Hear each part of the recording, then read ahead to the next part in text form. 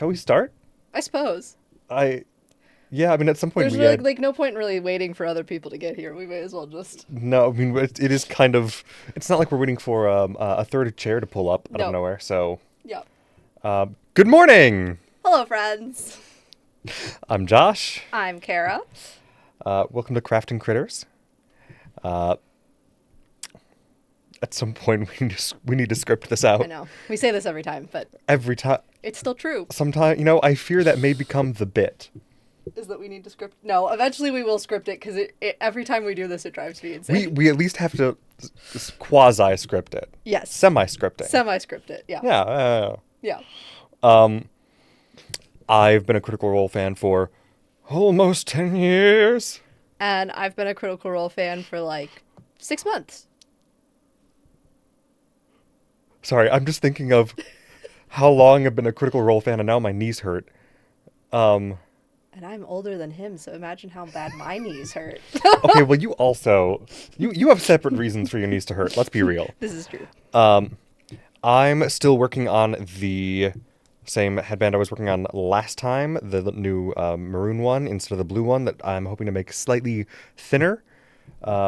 Mostly because in the intervening 3 weeks, Yeah. I've barely worked on this. Well, we've been busy. We have been Which busy. is why this episode, despite when this hits YouTube on Tuesday-ish, you'll notice that we'll be an episode behind. Yes, we are currently an episode behind. Yeah, Yes. Even as of airing. correct. Yes. So this is for episodes 11 and 12 of Campaign 4. Yeah, that's what those numbers were. Yeah. Yeah. So when you see this on YouTube, if you're seeing this on YouTube, 13 will already be out, and we're not talking about that in this one because No. we are a bit behind because January has been A lot. a lot. It's been a lot. Good a lot for Yes. the most part. Traveling and seeing friends and all the good stuff. But yeah, it ate into our watch 4 hours of Critical Role every week time. Yes. Especially because in trying to take notes, even as I am trying desperately not to over note take, because I write, I feel like I write just slower than you do. Or, Potentially. well, I've never really paid attention to how fast you write. I also have to pause when I write. I don't know if you do. Well, seeing as I watched these last 2 episodes at 2x speed, yes, I did have to pause to write things down. But when I watch it normally at 1.25 speed, no, I don't have to pause very much. That's fair. That's fair. I oscillate between normal speed and sometimes 1.25. Uh-huh. Because sometimes I just need to You move. just 1.25 takes the air out. It does. It's nice. But also sometimes I need the extra time for my brain to catch up and go, oh. Oh, that's what they said. Oh. Oh. Oh. So it takes me a minute. Yeah. But yeah, general warning going forward.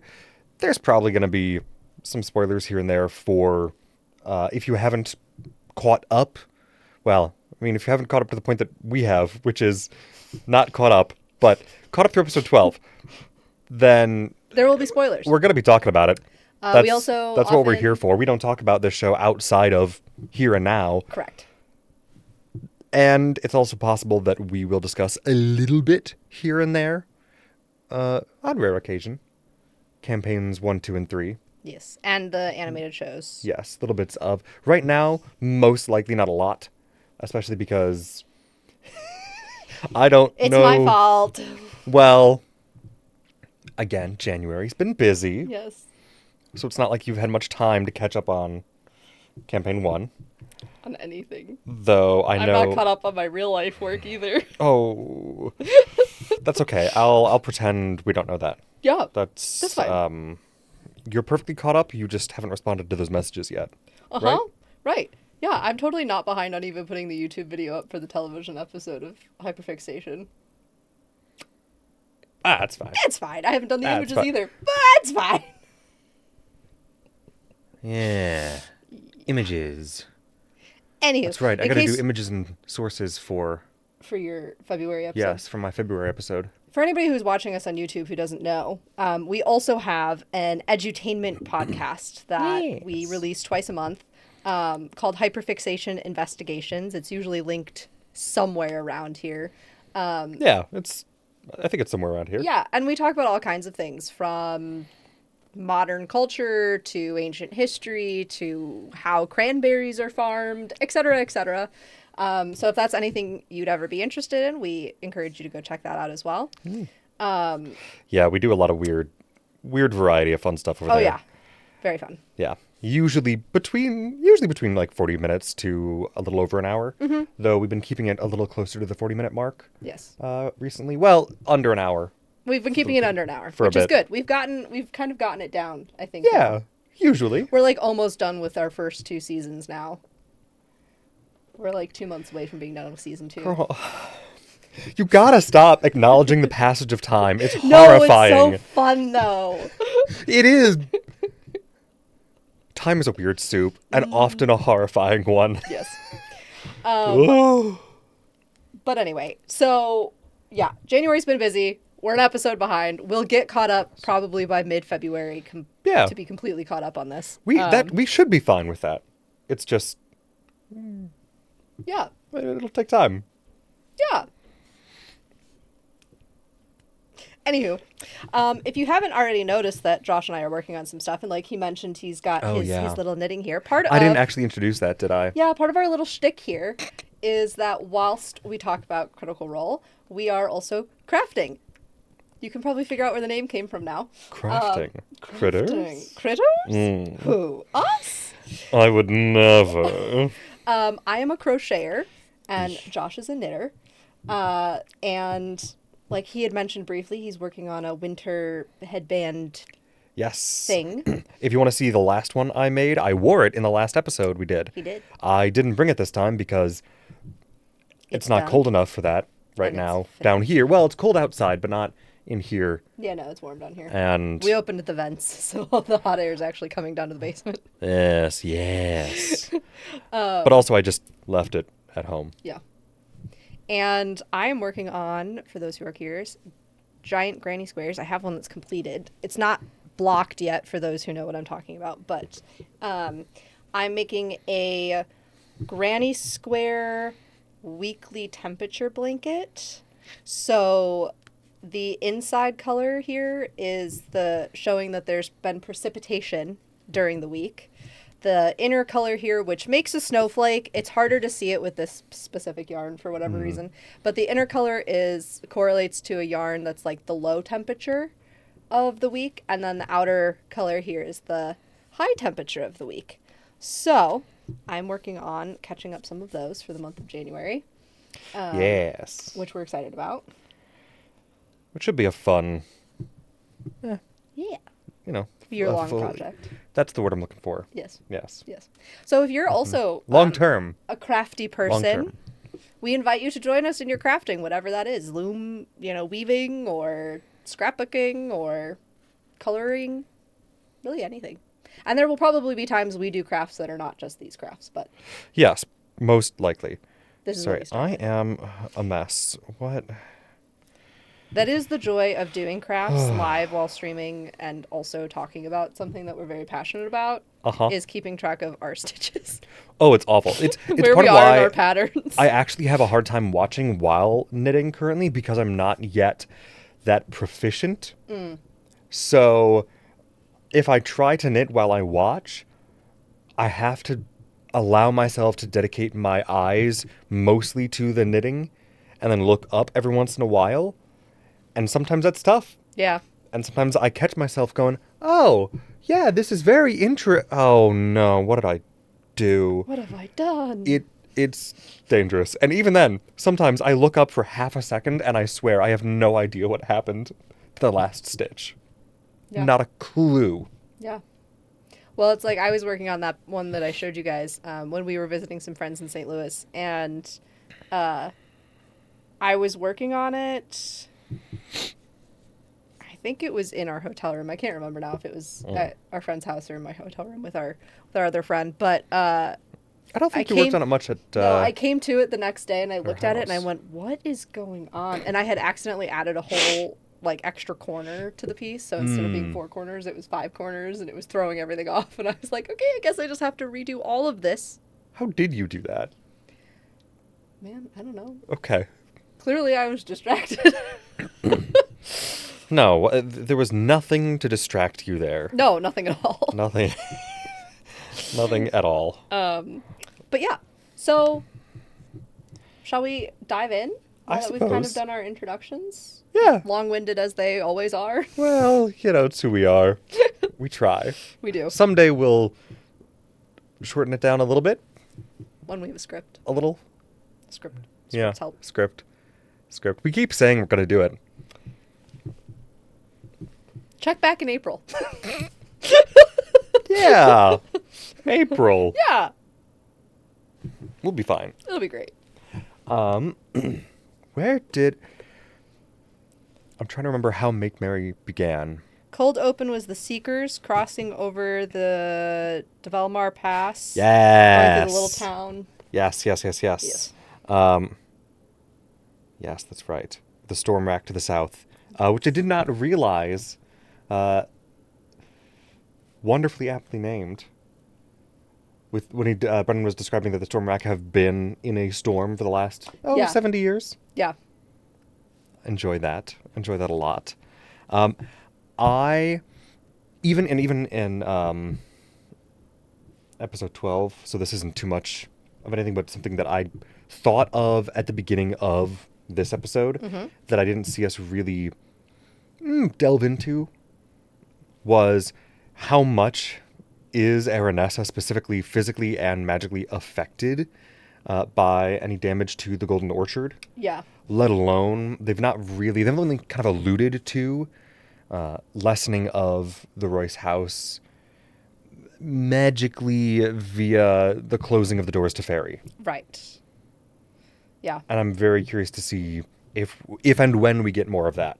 I'm assuming we will, but I don't know. And I'm curious because... Yes. What do you like? What is that connection supposed to be versus what it is? Right. Well, and we know that for fairies, at least, it stops their, or it starts their aging. Yeah. If they've gotten stuck on the other side of the doors. And some are having adverse effects, but the theory currently is that Thimble doesn't really have adverse effects because she's been in the human realm so long and she's so acclimated to it. I think that's part of it, or that's the part that I've latched onto more specifically is how much individual fairies are latching onto this realm instead of trying to hold on to Fairy while trapped here. But yeah, I'm curious because of the connection, the bond between the Royces and Fairy. And we don't see her really use magic other than making some apples for horses in these 2 episodes. Yeah, I mean, we've seen her do some other stuff beforehand during the overture. Yeah. But not a lot, per se. So, in fact, I kind of want to go back at some point and look at what spells she cast during the attack on Palazzo Divinos, because I want to try to remember... Well, she brought the dark fairies from the Vale. Yeah, that's right. So it was probably some conjuration spell. Some of the roots grabbing people and holding people stuck stuff. Right, which she grew the portal. Entanglement, which is a fairly low-level spell. She grew the portal out of the desk so that they could get to the tree at the outside of the palace. Right. Yes. Those are just the ones off the top of my head, at least. Yeah, I want to go double-check those and cross-reference with spell level to try to guesstimate what her character level is if that's not already known, which it might actually just be a easier Google search. Yeah. If it's on the Crit Roll wiki. It's been specified in episodes. I don't think so. No. But that was my first random little aside I guess. Yeah. Yeah. Yes, that's right. That's right. Sorry, it's been a few days, or almost a week, since I watched this episode, so I'm trying to remember as I look through. I did look through it already a little bit today, but I also finished episode 12 this morning, like an hour or two ago. Hour and a half. So, it's all jumbled. ADHD procrastination for the win. It's not even that. It's just the, oh, right, when do I have time for the, okay, yeah, I'll start watching, and then it takes me twice as long to watch while taking notes as it does just to watch straight through. Yeah. We are different in that way. Even trying not to take that many notes because it does slow me down so much. Yeah. Eh. So be it. Ah, well. But yes, that's right, because Taisha was talking about, or rather, Abria was talking about Taisha feeling more herself the longer they spent on the road. And like, okay, getting back into the vibe of being out on the road. This is what we're doing. We've got to focus on the goal. All right.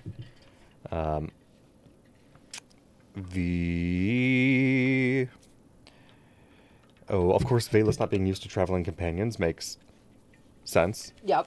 And I always like watching Ashley try to find, like Ashley's characters try to find a place in the group of the, all right, what am I doing these people?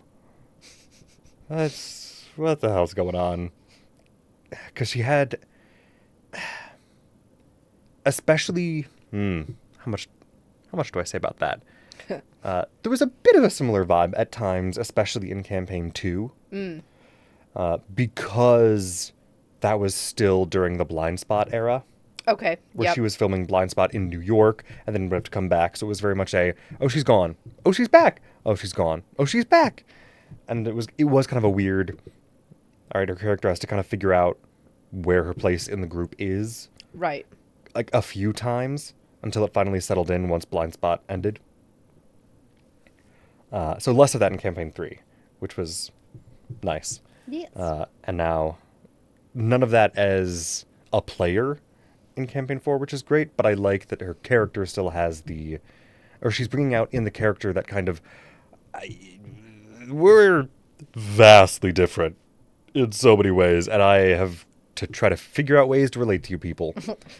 All right, what do we latch on to here? Which I also think is just an interesting character study. Oh, yeah, and for character sure. practice work. Yeah.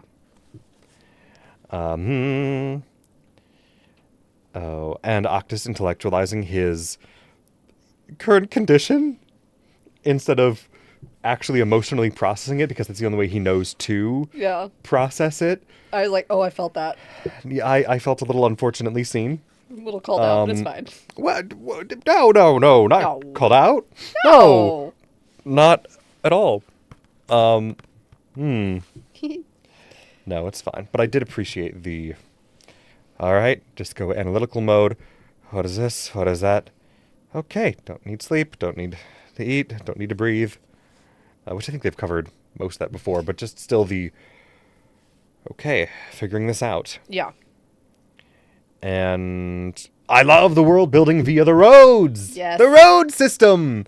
With the ancient dwarven roads that, with the last several miles to Dolmakiar never actually really being made until recently. Yeah. Well, last 70 years or so.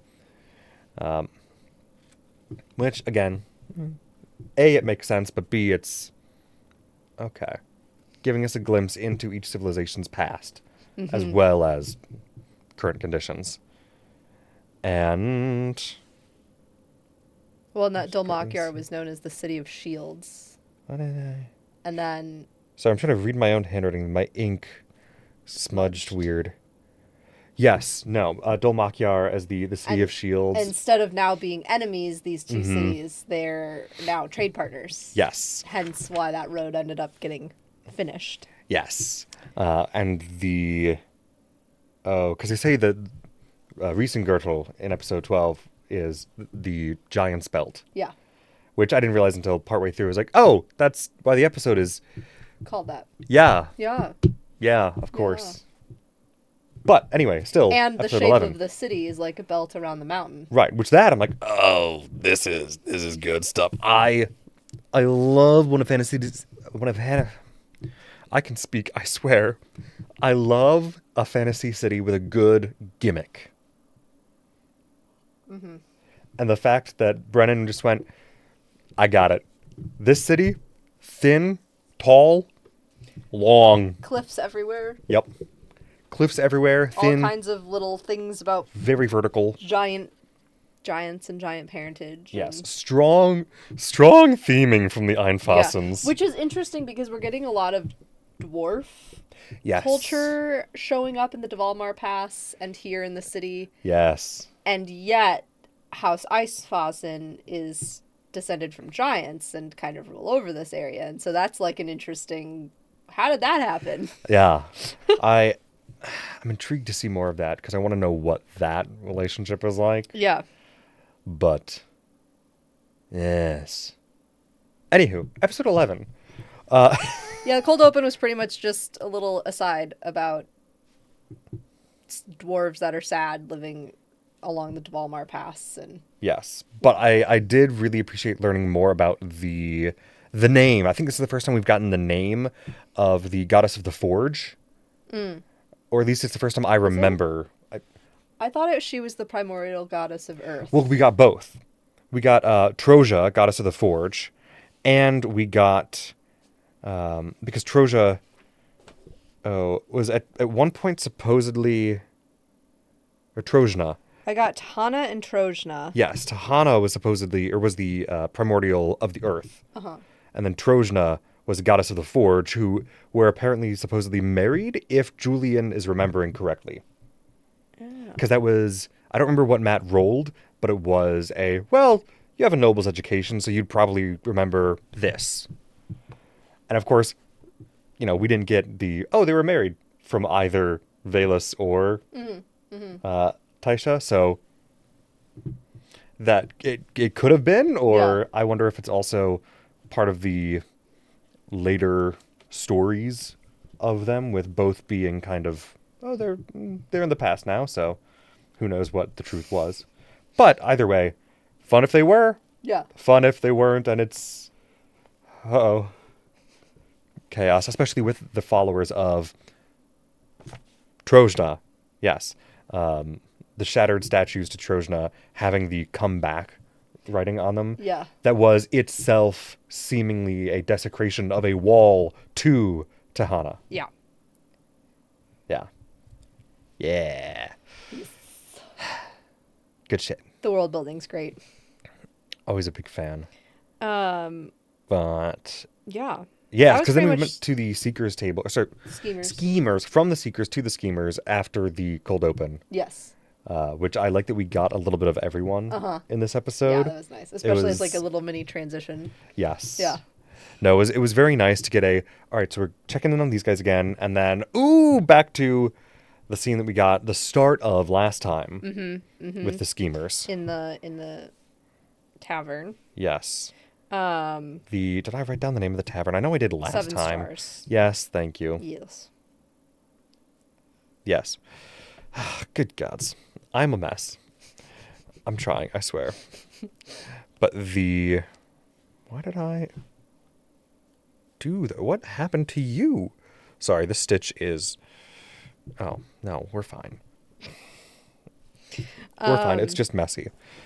I feel like with these episodes, interestingly, normally I feel like I write less notes with battle episodes. Because, at the end of the day, it's like, what cool magic did they use and who won? Yes. But I feel like as much story building as we got and as much lore as we were told, I also felt like there wasn't like a whole lot. No, but there were a lot of little character moments. Yeah, it was definitely more character in the moment plot. Yes. Moments than it was lore drops or really moving the story forward. It did, but not in like any kind of leaps or bounds. Not too much. At least not, certainly not this section. No. No. This was kind of them, the schemers table, just making sure everybody knew in their group what was going on with everybody else. Yeah, just a lot of recapping with each other, sharing info. But the discussion that Bolera may be able to use the wing relocation funds to hide some more fraud and embezzlement than he's already doing. I love that. Also, good, planning ahead. And yeah, who knows how much money you're actually going to need for that, and who knows how much you're going to need for your current endeavors. Yeah. Oh, kids. But yeah, the fact that the Cormoroys were basically like, yeah, blank check. Whatever you need to get this done as quickly as possible. It's never good. No. It's never a good sign. No. And the fact that, I think it was Azune specifically called out how quickly and how recklessly they're behaving. Yeah. Very much gave shades of, oh yeah, anytime there is an authoritarian consolidation of power, and as we've seen quite a bit in our own country, Yay. unfortunately with, through various stages of the last decade. Yeah. Move fast, break things. They don't care that they're breaking things, as long as they're breaking mostly things that they don't care about or don't plan to use in its current state. Yeah. Or don't plan to remake as their own anyway. Well, what I thought was interesting about this section is that Azune understandably wants to help try to provide for the Revolutionary Guard that have been let go. Yes. And stop them from going to work for the mercenary group for the Candescent Creed. All understandable, noble, I think an idea to come back to. Yes, and it would be great to prevent the Candescent Creed from getting more soldiers, even just on paper. Yeah. Because that's... But what I found interesting was that Hal, happy to have the conversation with Azune and Murray and Bolera about it. But then when he was down talking to Camilla and Oris, I think it was Oris. He didn't lean on, money or whatever with them. And with Oris specifically, it was, we've heard the Falcons cry.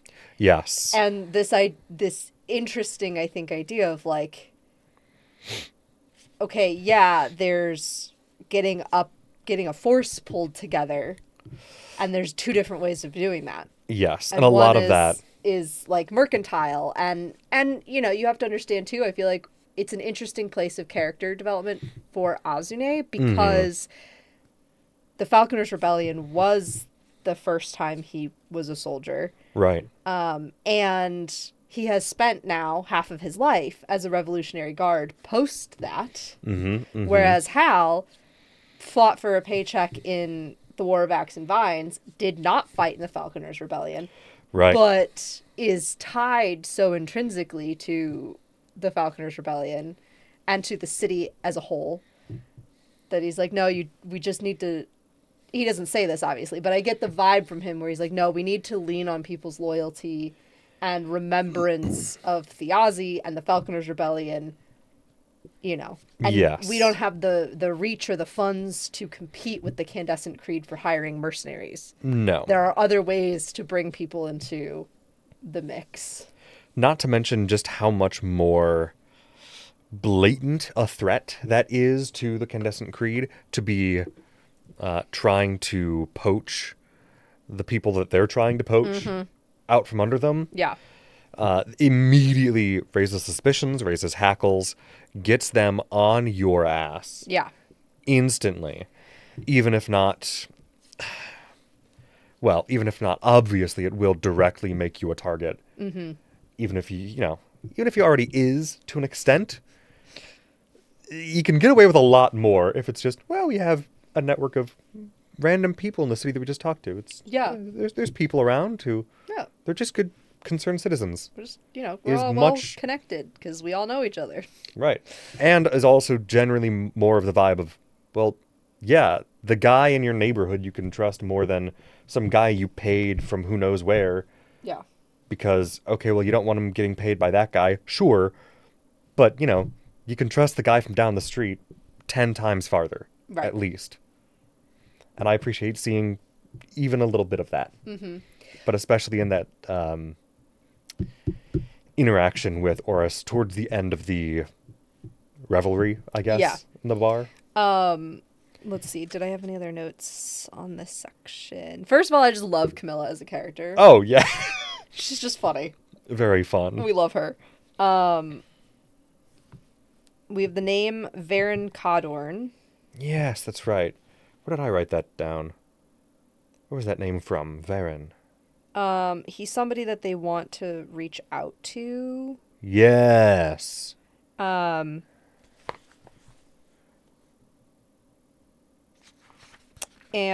oh yeah, just Murray and Azune's friendship to me is hilarious. Yeah. It's really cute. They're very fun. Yeah.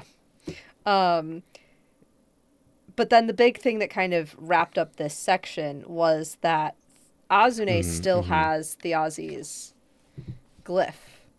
The glyph that was in his pocket. Not the real one that Thimble had made, but the one that was replaced with a forgery.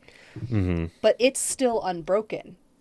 And they had this moment where they kind of all realized, like, Thiazi never even tried to use it, so how did he know it wasn't going to work? Right. What did he see? Again, what did he see when his eyes went wide during the execution and he, you know, did his last smile at Hal or whatever? Like, what did he see that made him go, I'm not even going to try to get out? Right, because I know that the glyph's not going to work or whatever. Right, because I think we addressed that very early on ourselves. Mm-hmm. But I think it's also been discussed at the soldiers' table that he saw a falcon. Did he?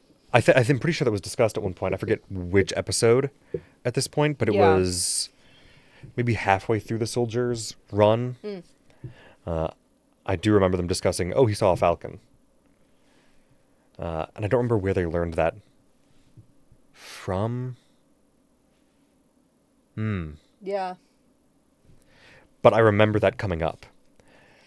Which, again... I wonder if that means there's somebody on the outside who sent a falcon as a sign. As a signal. Yeah. And or how much... Because before Brennan brought their attention back to it this episode, my initial assumption was a falcon passed by either by chance or as part of some signal that told Thiazi, my death is going to be more meaningful than my escape at helping to radicalize the city against the not the Revolutionary Council, the Sundered Houses. Sundered Houses. Yeah. Yes. Which, granted, I'm still kind of in that camp, but Brennan just bringing attention to the glyph never being broken, I think very strongly pulls it more in the direction of, no, there's somebody else who sent the falcon, or there was some other sign along with that falcon, or something that he saw that nobody else did, even anyone else who may have seen that there was a falcon. Yeah, like maybe he had the relationship with that falcon that Kat has with Wolfric, where they can kind of communicate, even if we don't know how they communicate, you know? Yeah, maybe, because there's still so much about Thiazi that we just don't know. Yeah.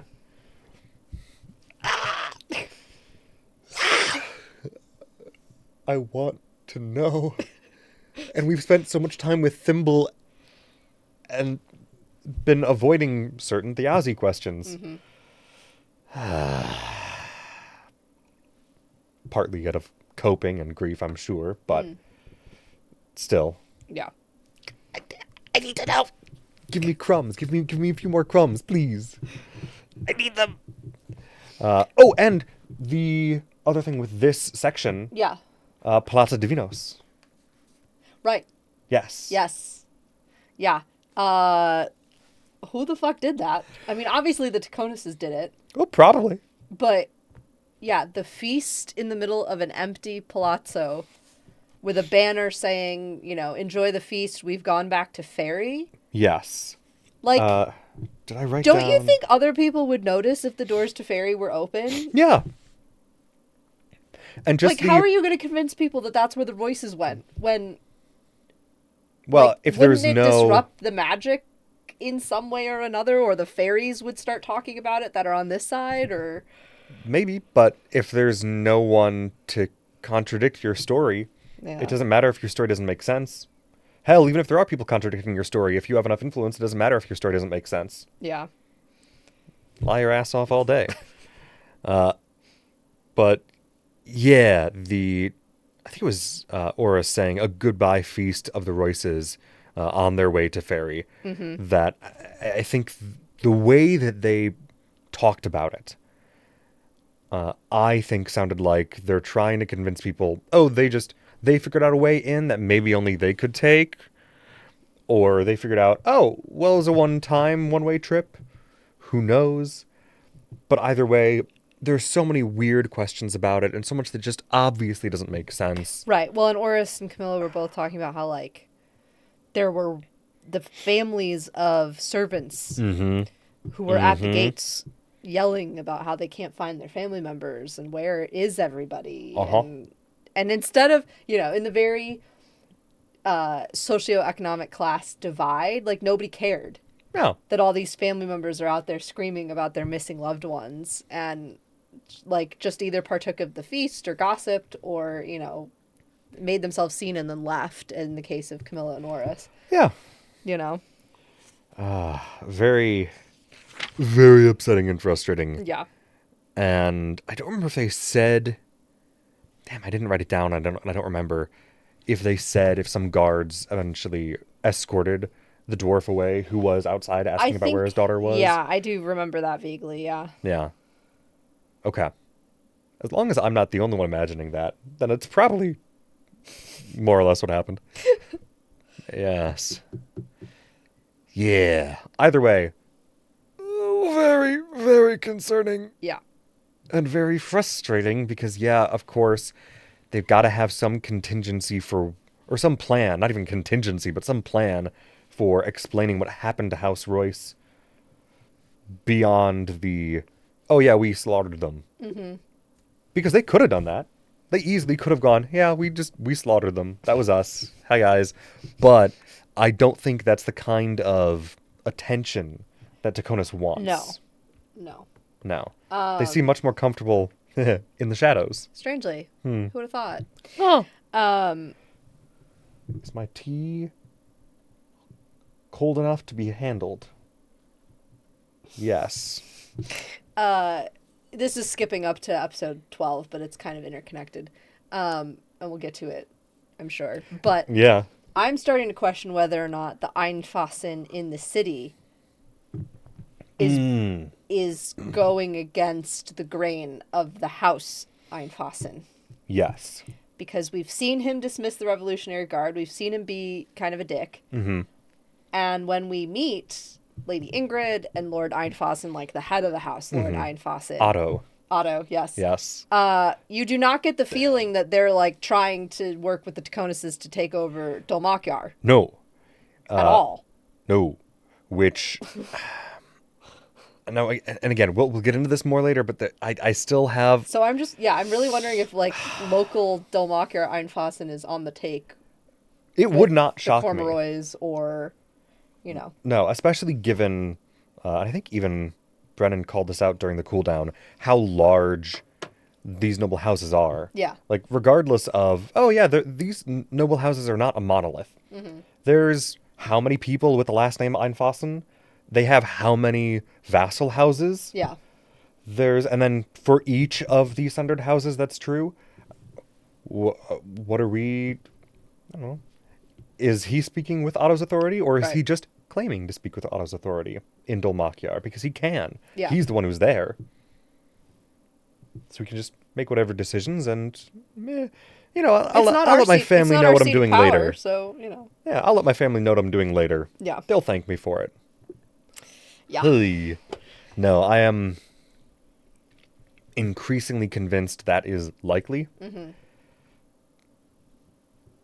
But it's also possible, I am also not sure how much of that is him pursuing his own ambitions and how much of that is him pursuing his own ambitions by means of allying himself with either Taconis or Halovar or Cormorant Well, in any capacity. my questions too about Cormorant are the fact that, if I have this remembered correctly, the Royces, the Einfassens, and the Cormorants were on the side of anti-God Yes. during the Shapers' War, I believe that's correct. and have been allies for a long time. And Einfassen and Cormorant, their movers and shakers in Dol Makyar, are moving and shaking, there's no question. Yeah. But they are also not trying to pull the shit that the Taconis and the Hailvars are pulling. Well, yes, but they are pulling. They're still pulling shit. Yeah. But yeah, I mean, slaughtering one of your fellow noble houses definitely a big play. Yeah.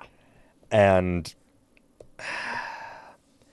I think, I mean, Halovar is they're moving out in the open. Yeah.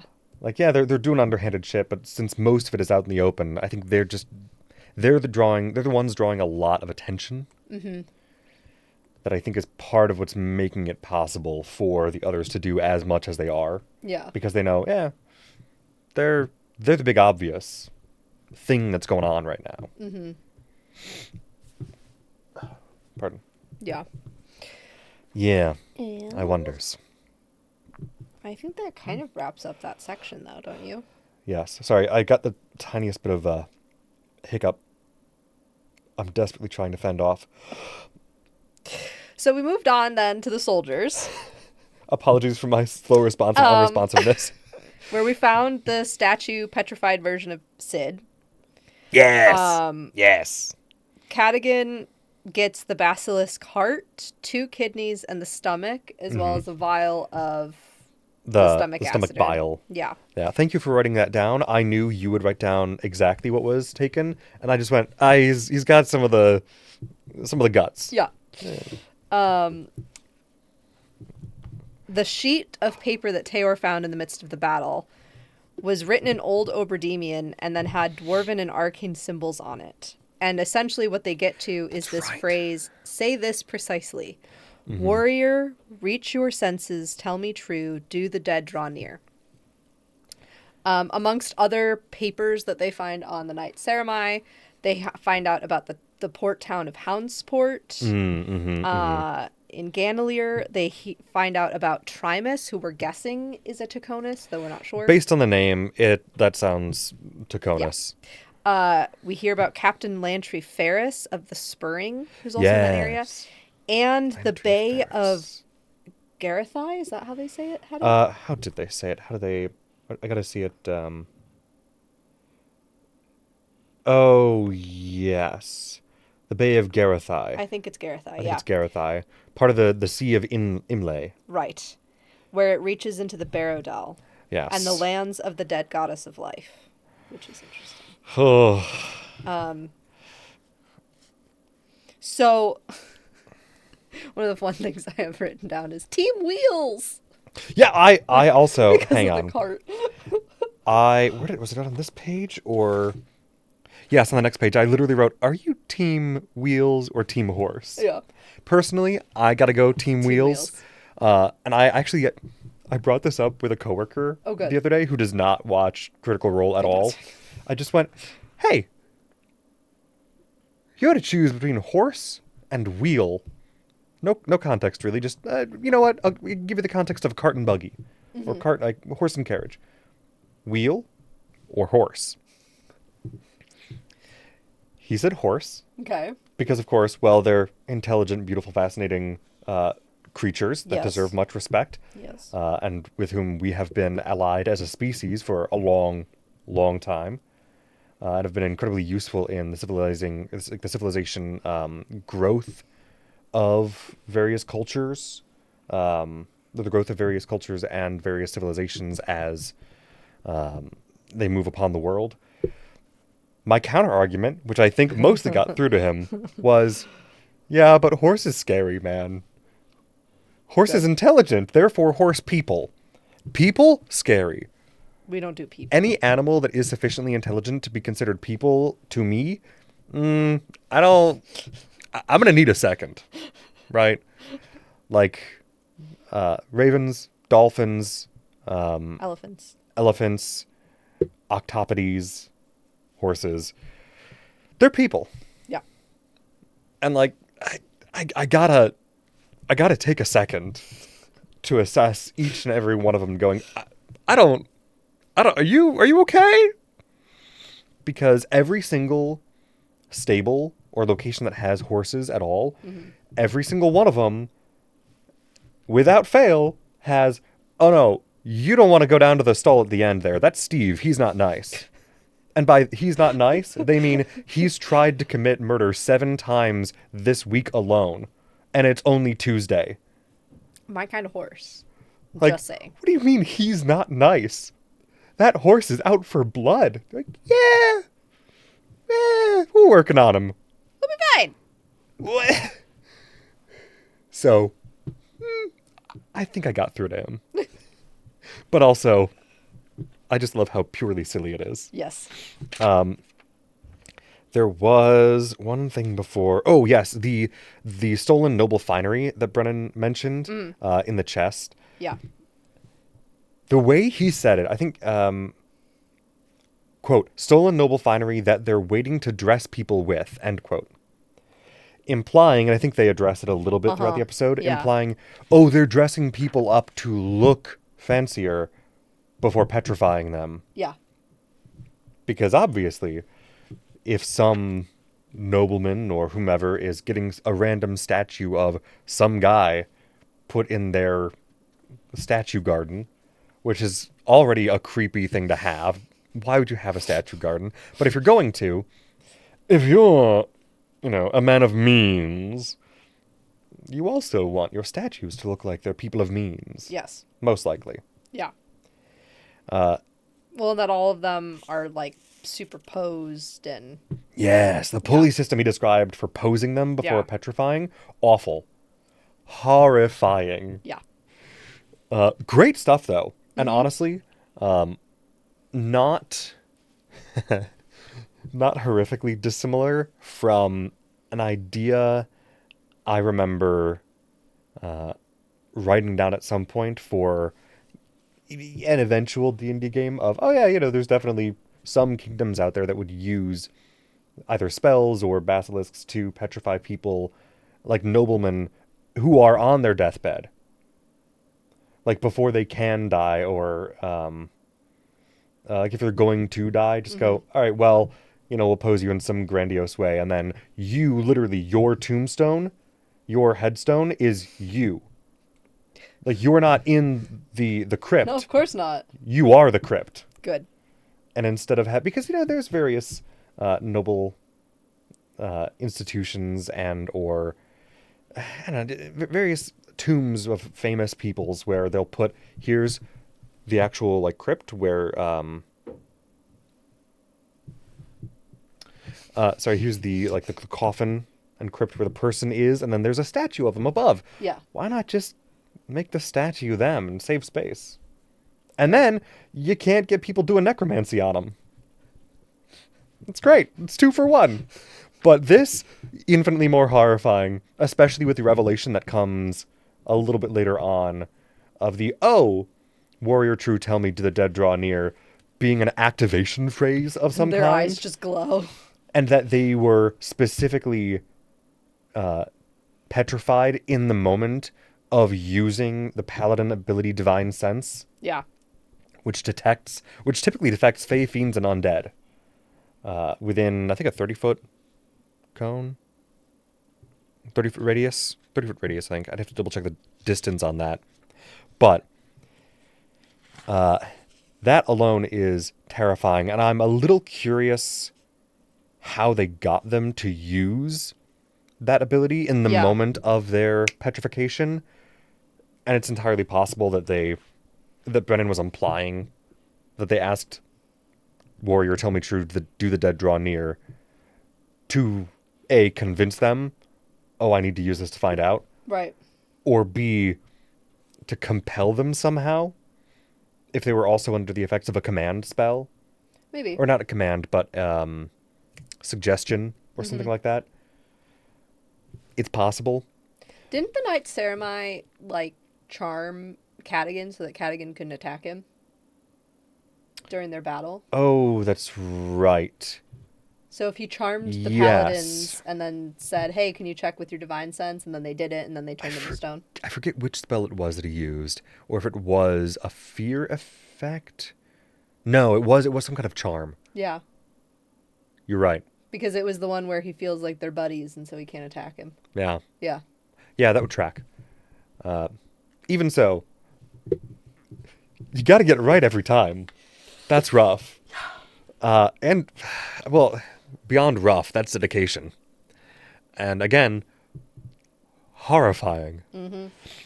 But the additional implication then that they were specifically going after paladins for this, for some reason, Yeah. to just have a bunch of statues that can detect Fey Fiend and undead. Right. And Though they mentioned that neither Thimble nor Tyranny lit up when it happened. yeah, So that's then worse to now me. they're like, is it just the undead that they're trying to find? Because they didn't light up. I don't know, but why would House Taconis need any help in detecting undead? That's kind of their Why are they turning shtick. people into statues? We don't know, man. I don't know, but Royce, Faye, Halavar are bringing in Demons. fiends, Yeah. and then they're undead. So, or they have undead commands. So, doing kind of all three, I wonder if part of that is using the statues en masse as some kind of relay network of information regarding the location and tracking of undead, fiends, and fae, or as like a perimeter wall for that purpose. Or if there's some secret third, more dastardly, horrifying option, Probably. that is somehow going to leverage all of those statues detecting at once to, I don't know, power some kind of arcane battery or just trigger some kind of massive... it feels like a trigger more so than it does an end result. Correct. Yeah, I would agree with that. Yeah. And especially the fact that nobody lit up, obviously, just what the eyes glowed purple, I think. But then neither Tyranny nor Thimble saw or felt anything Right. on them. That is... Proof negative is scarier in this context than proof positive anything. Yeah. Yeah. Because what if it's actually a like mass scrying tool? And okay, well, any one of these that does detect Fey Fiend or Undead, if there is an additional effect latent underneath that act of magic, because I think detect magic... Well, no, I think detect magic would still detect typically an effect that is not active but is prepared. So I don't know how. I don't know how it would work. Sure. But it still feels plausible to me that somehow these statues are going to be used as some kind of spy or informant network. Yeah. Well, it'll be interesting if. Okay, so. Just to get the chronological stuff of this episode done. Yes. Taor leveled up, and then they did all this, and they essentially leave with the cart with 4 statues in it, including Sid, and Yes. one that is a hound. And when they come out, they luckily Tyranny is disguised self as the captain of the guard. Uh-huh. And just a very, perfunctory, nope, we don't need anybody's help. No, you don't need to go down there, close the doors. Gets them kind of out of what could have been a bad situation, potentially. Just shuts it down, does not invite further questions, Yep. just no. Very interestingly, her dad starts talking to her Yeah, I'm like, why are we getting a call from Dad? because she's lying. I mean, But yes, it's such a but good lie. which is going to be interesting. Yes. But it's still scary. Yeah. Anytime Tyranny gets a call from Dad, I go, uh-oh. I get supernatural flashbacks. Uh-oh. Yeah, shit, That's that's what really it what it is. feels like. Shit, that's what that is. Yeah. Oh, gods. But once they exit with this cart and everything, they come across Morgaine and Felltower, Dame Morgaine and Sir Felltower, and we find out that the hound statue is one of the king's hounds. His name is Groveland. Yes. So it will be interesting to see Groveland. if Morgaine gets Groveland unpetrified first, if she will somehow find a way to send word to them about what he knows about what happened to him down there. I'd love that. Or if we're going to have to wait until they somehow get Sid unpetrified. Yeah. Yeah, I wonders. So... Also, I love that Hawkins did lay on hands by licking. Yeah. Lay on tongues. So precious. Lay on tongues. Yeah. So precious. It's so cute. Really leaning into the dog aesthetic perfectly. Yes. I also love that their disguises. I love the specific call out of, and it's such a little thing. Yeah, but it was great. I know what moment you're talking about. But do you? I think so. Just putting on like the most obvious tabard portion and like don't change out the entire bit of armor because people are going to notice you're walking weird because your armor doesn't fit more so than, oh, all of the house colors you're wearing are a little off. Yeah. Well, and for me in that moment, it was Brennan's little backstory moment of Taylor and Cadigan have done this before. Yes. This is one of their very successful, they've done this more times than they can count together, kind of, you know, how to get out of a situation. Hey, I gotta know when. I know. What do you... Kat keeps dropping hints about this, like, debt between him and Taylor, and why, and Taylor was the last one he saw from the Falconers Rebellion, apparently. Before he left? Before he disappeared. And he left early, apparently? Yeah. And so it's like, I want to know what's going on between the two of them. Yeah. Because obviously they're still buddies. There doesn't seem to be any harbored resentment or anything. So... Right. I want to know. Yes. And since the cold open for episode 12 was the throwback to when Thiazi essentially decided to start the fucking Falconers Rebellion, we may find out in some of our cold opens. Hey, I'm going to keep my fingers crossed. I want Cross to my so fingers, my toes, my eyes. Yeah. I did have a couple quotes from this section of this episode. Ooh, yes. Oh, yeah. I had one from... We can get back to it. You can do this section and then I'll go back to the one I had from the cold open. Dame Morgaine talking to Thimble, I think. I think she was talking to Thimble, yeah. Hope is not a condition of the world, but one of the soul. I wrote down the exact same one! I'm like, do we just go get those fucking tattooed on our bodies? Because, like, at this point... Yeah. Who doesn't need that reminder right now? Yes. On a regular basis. Because that did immediately make me cry. I'm not kidding in the slightest or exaggerating. I know, I believe you. And I did write down the rest of that phrase because I was crying. So I'm like, I just need to let this wash over me. It's fine. It's fine. It's gonna be fine. Sorry, go on. You had other quotes? Yeah. When they got to where they decided to camp for the night. Yes. Because nothing else really happens of consequence. Other than Wick pays for the whole... They get a new cart and horses. Yes. With Morgaine's help.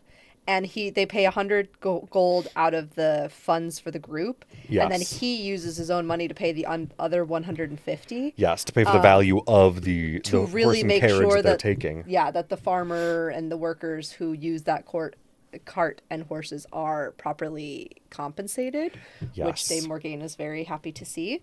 Yes, just, a man of principle. Yes. Much appreciated. Yes. I feel like Dame Morgaine is like Professor McGonagall, where all you really want to do is just make her proud of you. Just the most devastating thing possible would for her to say she's disappointed in you. Yeah. Yes. Yeah, for sure. No, absolutely.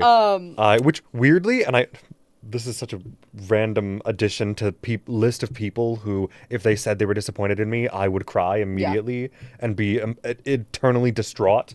John Goodman. John Goodman. Yeah, John Goodman. I'm blanking. Oh my God. Sully? Oh, yes. Yeah. Yeah. I was like, I know who that is, but whoop. No, there's, multiple random people like that. I'm just like, no, please never be upset with me. Yeah. Not that they would ever have reason to, but hopefully. Yeah. So Taylor was with the cart with Sid, and he has a wooden lion's head. Yeah. And he puts it in his brother's hand and kind of holds his hand over it. And it's like a little bit of a flashback to when they were kids with their dad, which now we know they spent their childhoods with their dad. We haven't heard anything about their mom yet. Not yet, but. And it's the minute he started talking about the stars, I was like, we're making the Lion King reference? Yeah. Are you fucking kidding? Yeah, of course. I was like, this is so Mufasa and Simba at the pond with the clouds, coded moment. We got it. He's playing a lion. We got to do the Lion King joke. I love it so much. In the most touching way possible. Because that's that part of Lion King makes me cry every time it happens. So it should.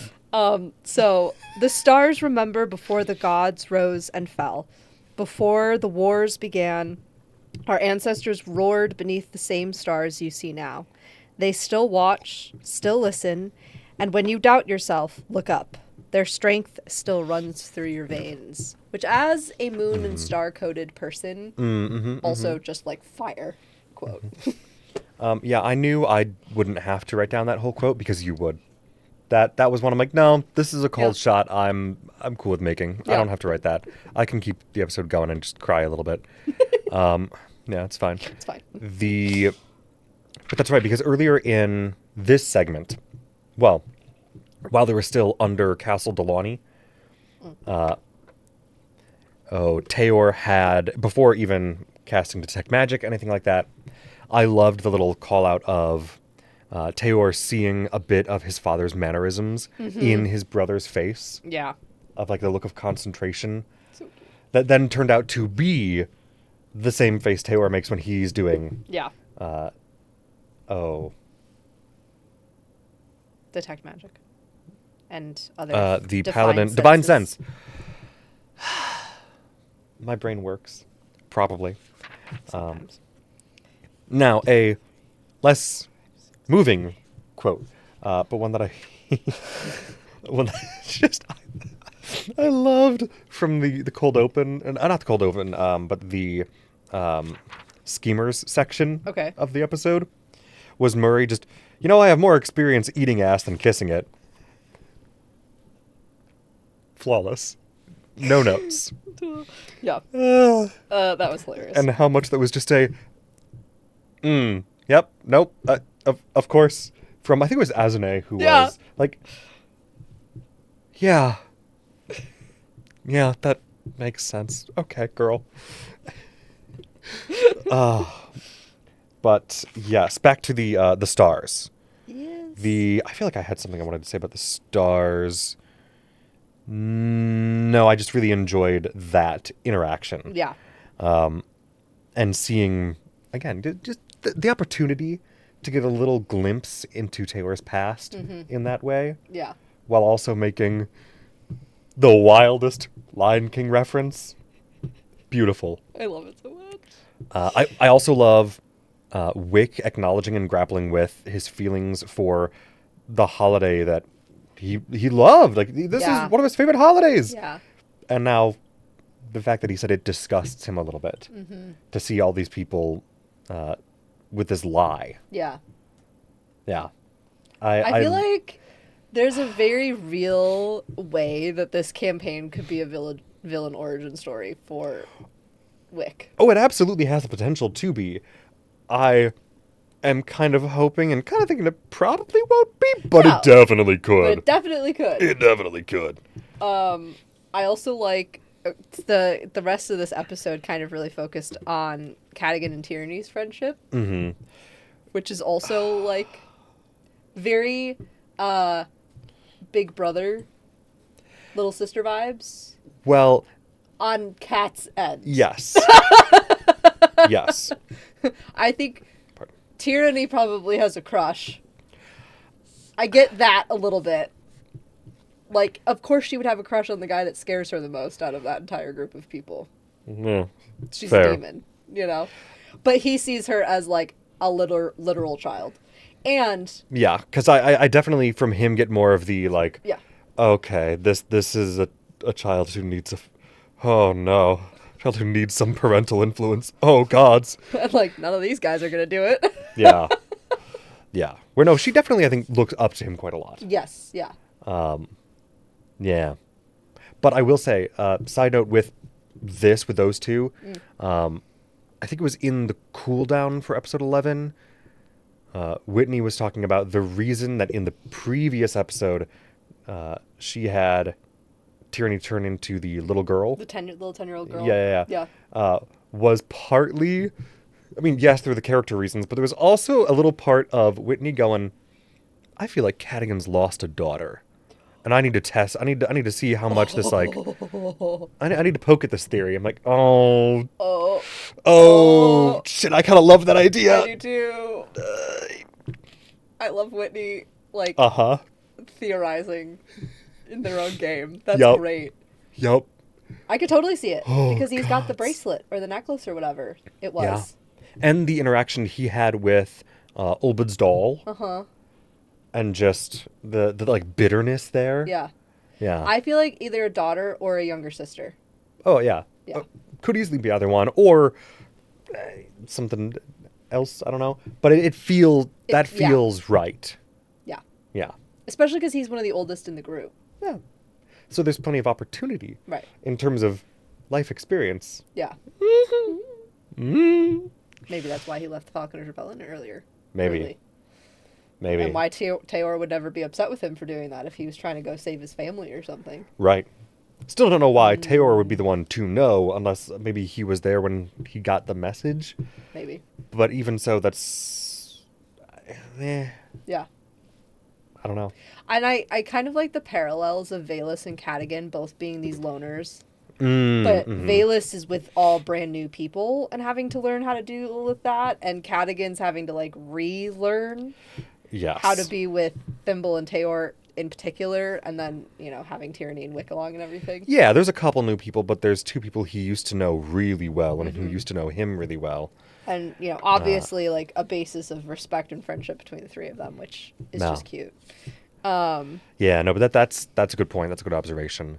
Yeah. Because there's definitely a lot of Kat trying to refigure out or trying to reintegrate with people at all. Which specifically I liked that little call out that Robbie did of his own character when he chose to level up. That it was not a happy thing. Not a happy thing, not a healthy thing. No. Unhealthy and pathetic. Yeah. Even. And then he took the sharpshooter feature. Yes. Yes. Yes. Which sharpshooter, great feat. And Wulfric gets an extra bolt in his found relic quiver. Still don't know exactly. That's covered in runes. What the hell's going on with that? I just want to know. I know. I just want to know. I need more about the wolf. Oh, although I did find out. Did you watch Cooldown at all? No. I know. Yeah. Okay. I watched both of these this morning. Both? At 2 times speed. I got up at 7. Girl. Girl. I was going to do it last night, and then the ADHD, procrastination, executive dysfunction part of my brain went, but if you watch them both at 2x, you can just do it in the morning. So that's why you suggested we start after 2.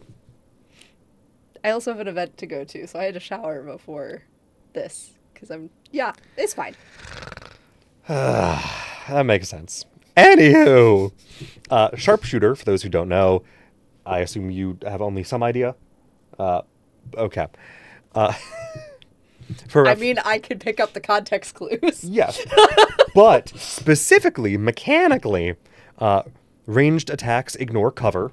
Okay. So typically in D&D, there's half cover and 3/4 cover, Right. where you get additional like armor class benefits from being behind stuff.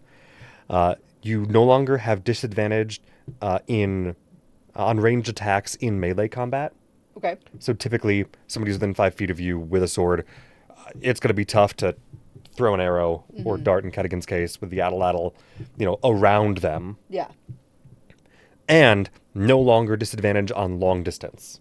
Oh, nice. Yes, which is why at the full 40-foot distance of his Atlatl, he was like, all right, now, instead of the 20 feet that I've been struggling with, go to the 40-foot Yeah. and hit it. Well, and they had started at the 20 because they had homebrewed the weapon. Yes. And they didn't want it to be too powerful Well, to start. but it was 20 for normal, Yeah. like no disadvantage, and then 40-foot was the max range of the Atlatl, or is the max range of the Atlatl as they've homebrewed it, but in between 20 and 40 feet, normally he would have disadvantage. And that's pretty common with ranged weapons in D&D, is there is some half range Okay. that is you roll normally, Yeah. and then the extended half of that total range is you're rolling with disadvantage because it's beyond the normal range. Sure. That makes sense. So Vexalia picked up Sharpshooter in Campaign 1 yeah. to max out her already insane archery distance. Laura Bailey just... I mean... As they all mentioned, Laura she Bailey. essentially just, like, one-shotted the whole fucking dungeon She in did. the last episode. Thimble is a menace. Well, I don't think she's rolled below, like, a 13 ever. I mean, hey, knock on wood, first Knock of all. on wood, yes. But, yes. Sorry in advance if I fuck anything up with that. But, yeah. God, now I kind of feel like, how a bunch of sports fans will be like, well, when I entered this room, the game started going really well for my team, so I can't leave this room until the game's over. Yeah. I don't want to get too much into that. Yeah. But also, knock on wood, because I don't want to. I don't know. The dice are not to be trifled with. Yes. So, part of the whole Cadigan and Tyranny thing is that he made a new handle for the blade that she stole from Olbid. That's right. We were talking about that. Yes. And he gives it back to her, and he's made it pink so that it matches her skin tone. Yes. which is Dyed the bone with rose petals. adorable. It's So adorable. good. And she attunes to it, and there's this whole stuff about pain, which I know is going to come back at some point, which I'm excited to see how that's going to go. Oh, yes. But Brennan tells her that in a different world or in a different way, this could have been a vestige of divergence. So, But the final form eludes her. Uh-huh. And it's very much implied to me that, like, I think they said it more outright, too. As her understanding of the world grows, the magic in the knife will also grow. Yes. Yeah.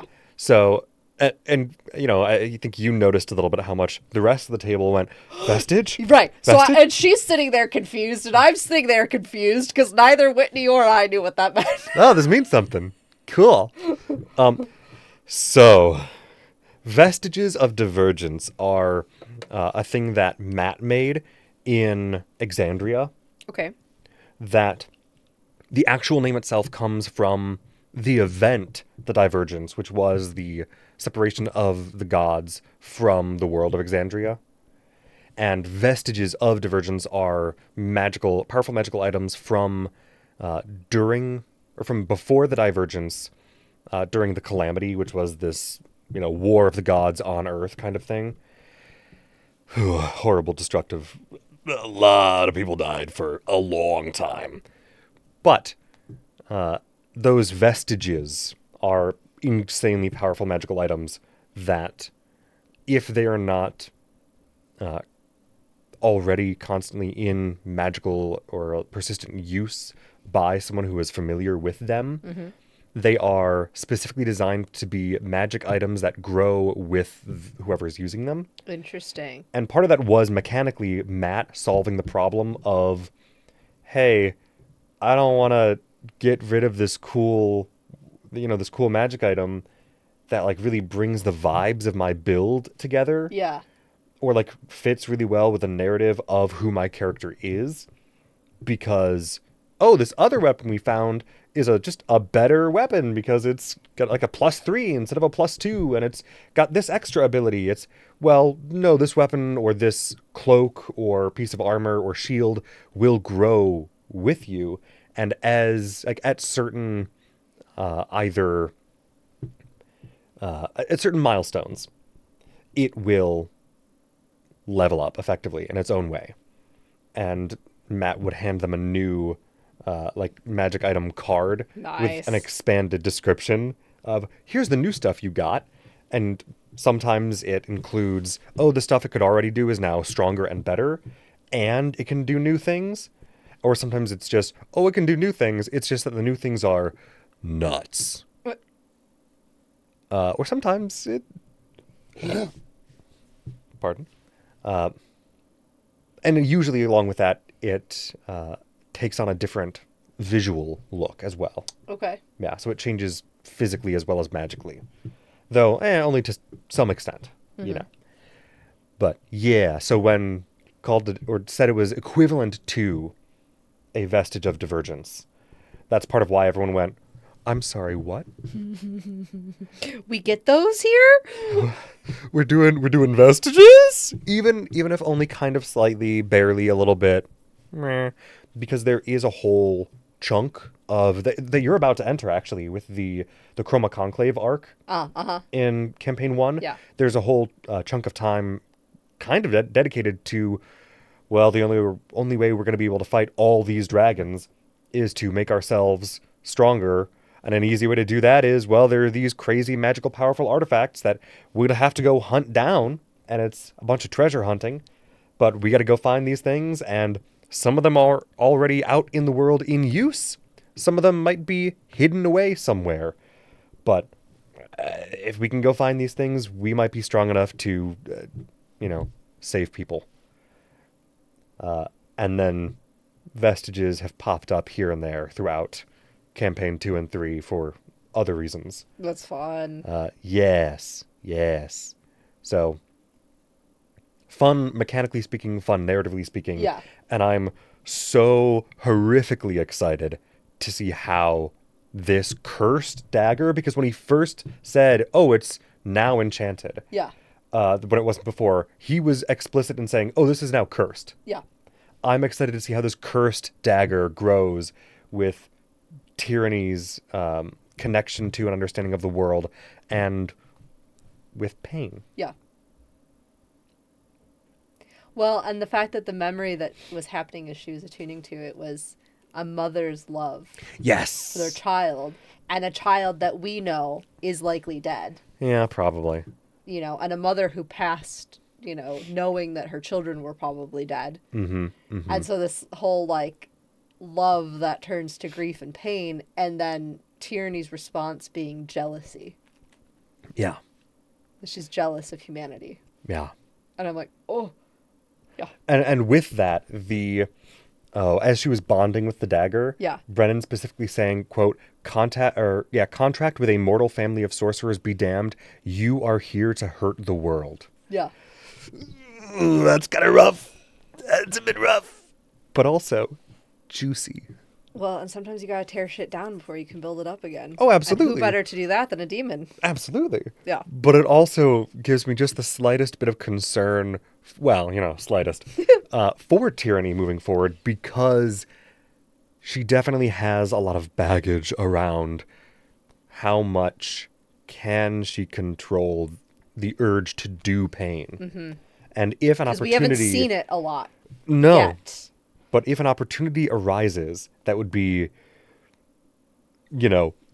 just the most fucked situation possible for her to do something to betray the group, and I'm thinking 90 episodes down the line. Yeah. How tough is that going to be to avoid, and how tragic can we spin this? Can we get Greek level tragedy? Oh, I'm sure. Oh no, I'm expecting it. I mean, we I know we can, and I'm sure we will. Yes. But it's just, but will this be part of that flavor specifically? I kind of hope so. Yeah. hope in the way that, well, I also don't want anything bad to happen to these characters because I love these characters. They're great. But I do eat up the tragedy. Yes. It's delicious. Was there anything else from this section? Pretty much just that they're heading back to Dalmakyar. Yeah, they're going to try to get Sid And Vic wants to unpetrified. find Armus. Yes! Oh, that was it! That was it! Tierney's reaction. Girl is jealous. Jealous of him hanging out with Wolfric. Jealous of the girl he's in love with. Uh-huh. Yeah. Uh-huh. And I love everyone else at the table going, okay, the vibes are immediately sour. Ooh. And I kind of feel like Sam knew exactly what he was doing. Yeah. Because Oh, he had yeah. that shit-eating look on his face. did. Granted, he always kind of has that look. But you could tell when he gets that extra twinkle in his eye. Yeah. It's like, I know exactly how to twist the knife with a smile. In the most innocent and naive way possible. Uh-huh. Gods. So, Wick. episode 12. Episode 12. Hey, let me just triple check real quick that there wasn't anything from... oh, that's right. They had a talkback session Okay. after episode 11 discussing the soldiers' arc. They called it Tablegate. Nice. Sorry, Tailgate. Tailgate. Why did I say Tablegate? Tailgate. But tail as in Tale, which is great. And as part of this, the only thing that I really wanted to pull from that I know is information you are desperately searching for. Robbie said that I feel like I should be writing this down. Cat has had Wolfric for less than 10 years. Okay. But he's had him since he was a pup. He claimed that, oh yeah, the magical prosthetic for like his missing paw, that's all that is. Or like that's all that is, but that is exactly what that is. Okay. Oh, the dogs are excited. Perfect timing. Yeah. Speaking of the dogs. And both... Oh, and I forgot to look at the character art to remember where exactly it is, but Wolfric and Cadigan have like the same scar. Yeah. On Wolf, it's a scar. On Cat, it's a tattoo. Yes. Yes. But also, like, where does Cadigan get the money to get a magical prosthetic for a wolf? Oh, you think he bought it? You think he bought it? True. Yes. And who said it was originally for a wolf? Right. True. It easily could have been, oh, here's an insanely cool magical item that is meant to replace or extend a limb that has been removed. Right. And you just have to affix whatever, like like a bracelet or a band or something to the stump, and then it'll pop out the rest of that limb. I would assume that any magical artifact or item like that would simply know what spectral limb is supposed to be there. Like, if he took that band off Wolfric and put it on, just some guy who's missing his hand, it probably wouldn't, output a wolf paw. Right. So, I kind of don't think it was meant for a wolf originally. Or, if it was, I feel like the payment, if he actually bought it, was not in gold. Yeah. Yeah. But I in would agree some with that. favor or other. Services. Yeah. Yeah. And I just realized I don't think I moved the stitch marker on this go through, so I have to double check that no, I did not. I need to count to 4, so if you would take over for a second while I Absolutely. fix this. So we're moving into episode 12, The Giant's Belt, and our cold open was 18 years ago. Yes. At Hal's house, where we find Hal with his essentially newborn, 4 or 5 month old daughter, Hero. Okay, there we go. Elodie, his maybe soon to be wife, is upstairs Yes. sleeping. His other 2 children are upstairs sleeping. And Thiazi shows up on a Royce horse, which is definitely magical in some way. Oh, definitely. And Because he made a 5-day trip in 2 days. yeah.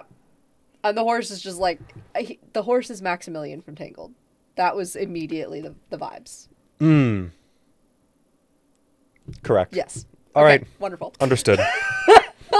I kind of didn't even think about that like that, but no, you're so correct. Yeah. I mean, Aranessa and Thiazi in general are just Flynn Rider and Rapunzel coded.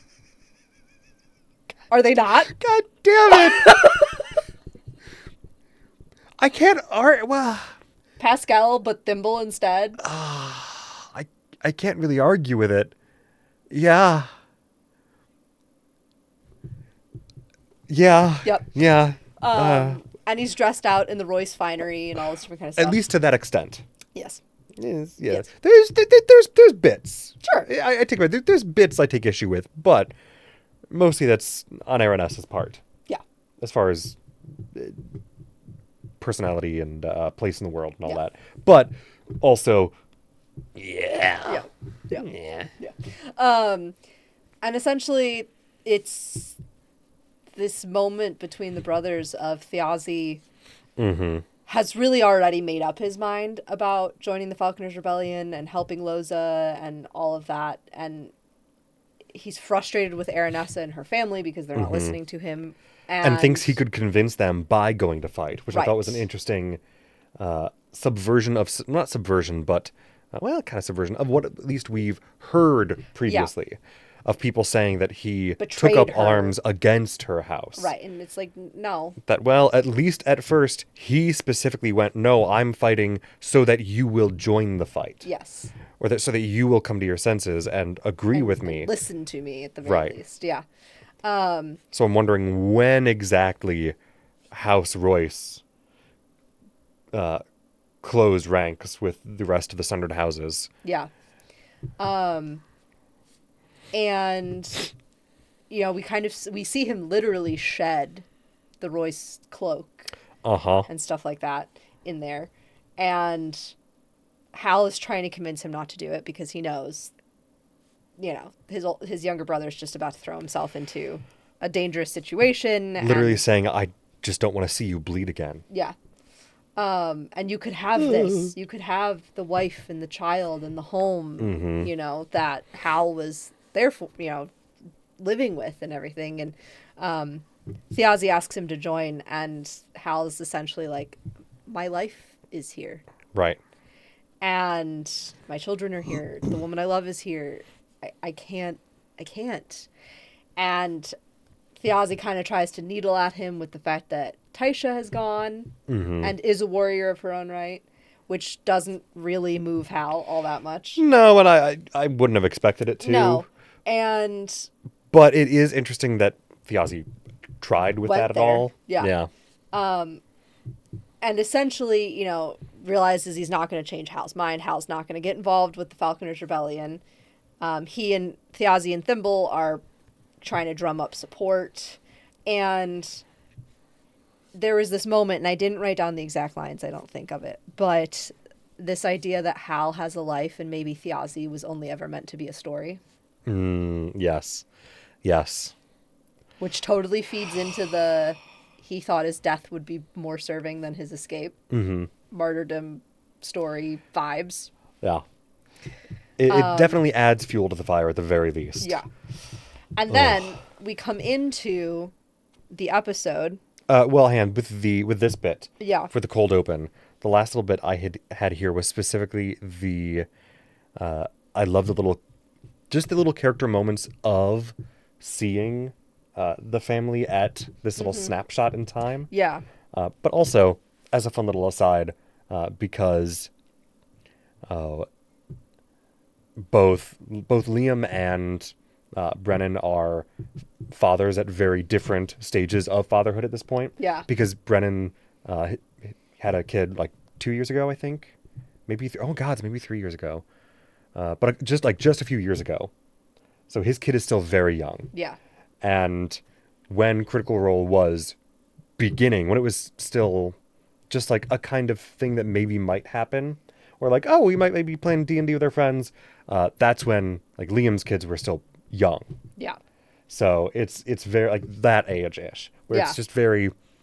I Well, just and love how- seeing their little communication with each other And as how actors Liam, and characters. yeah, was holding his hands, of how you are meant to hold a young child who doesn't have the neck support yet to hold Right. up their own head.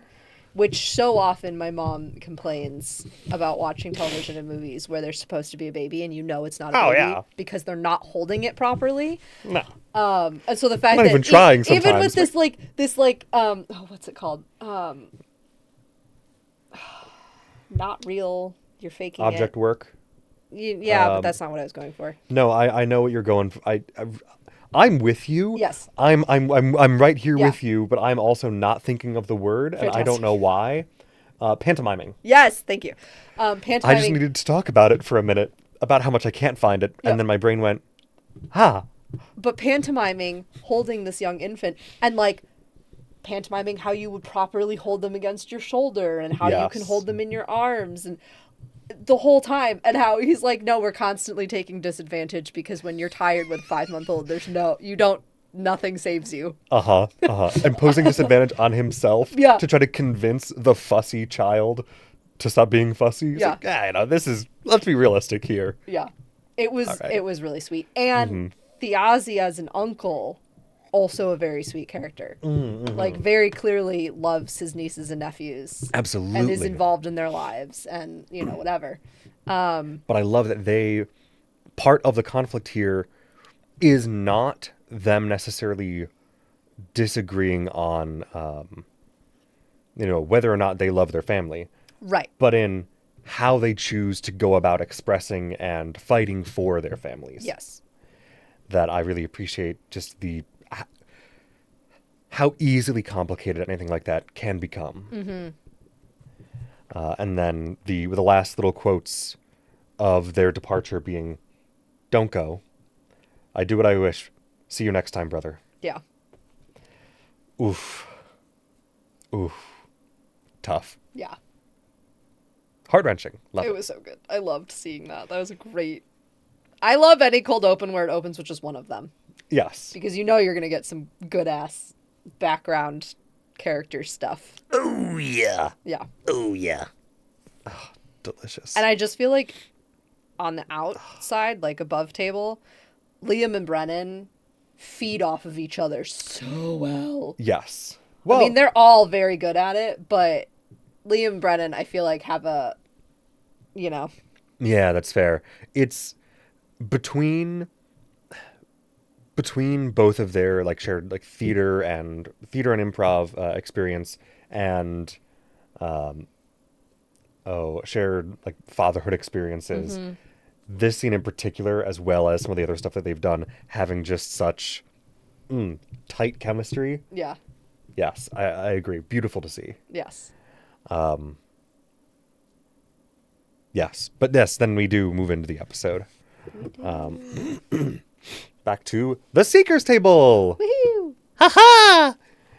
Which also, I just gotta say, I don't remember which episode it was. Maybe 2 of our episodes ago, but several of theirs ago now. When we thought they were going to be switching multiple times now, switching from one table to Yeah. another sooner than they did. What do we know? I was right. I want it put down in pen here on the record. I was right to be the one to call it that they were going to the Seeker's Table next. Yes. Which is like amazing. I Like, was we talked dramatically to- wrong about when it would happen. But, That's fine. sorry, you were saying? I still I want to know what's going on with the Seekers, Oh, yeah. but the schemers. Oh, absolutely. But I also think, and part of what happened in this episode made me think that potentially part of the reason that he did it in this order is because, The soldiers are heading back to Dalmakyar. well, A, the soldiers are heading back to Dalmakyar, but B, it would make sense to put them in this order, or to put the tables in order of who is going to potentially be able to give word or communicate back to one of the other tables soonest. So with the soldiers going out, they had a very like quick mission, or at least a very defined, we're going to get Sid and kill Kaz. Right. They did both of those things. Now they're coming back. And nowhere along the way did that mean there was opportunity for them to potentially send message, but there was really no reason until they killed Kaz to send any message back. And even then, what would you say besides, we got Kaz, we're still looking for Sid? There isn't that much that they've learned along the way that they couldn't wait to send message until they get back with Sid. Whereas with the Seekers, I think there's definitely with what they've already learned, there is already potentially reason for them to send a missive of their own. Either explaining changes to the plan, and not that I expect them to do this, because I think they're going to go more the route of, unless we desperately need to send message, why would we? Yeah. But it occurred to me at some point late in the episode as a possible reason for part of the order. Of course, it could be even simpler than that the parties that are leaving and coming back, send them out first, do both of them, and then as they're on the return, if both of them do turn around, if the Seekers also turn around sometime after 6-8 episodes, then go back to, okay, home base, what's going on here, extend that out more. So when everyone comes back, you get more, instead of, okay, well, we got a bunch of the stuff at Dolmakyar, and now let's check in with everybody outside the city. It makes sense that they're doing the expeditions and then home base. Yeah. I could see that. No. Yeah. Which I guess is just a really long-winded way of saying what I said in the final sentence there. I got around to it. It's Saturday. My brain's still Hello, friends. asleep. But You missed the whole shindig of episode 11, so now you're going into episode 12. Oh, hey, good morning. As much as either of you care. Yeah, as much as you pay attention to that. But yes, we talked a little bit about Riesengürtel being the belt of the giant's belt, and the very fun vibe of the giant theming around the city, and the very like thin, tall, narrow, long vibe. Really enjoy that on the cliffside. Specifically the quote, "This city rests like a belt of stone and firelight." Yeah. As a descriptor. Yep. It was great. Perfect. Yep. Good stuff. You're taking notes. Who said that? Grim. Oh no! Well, good luck. And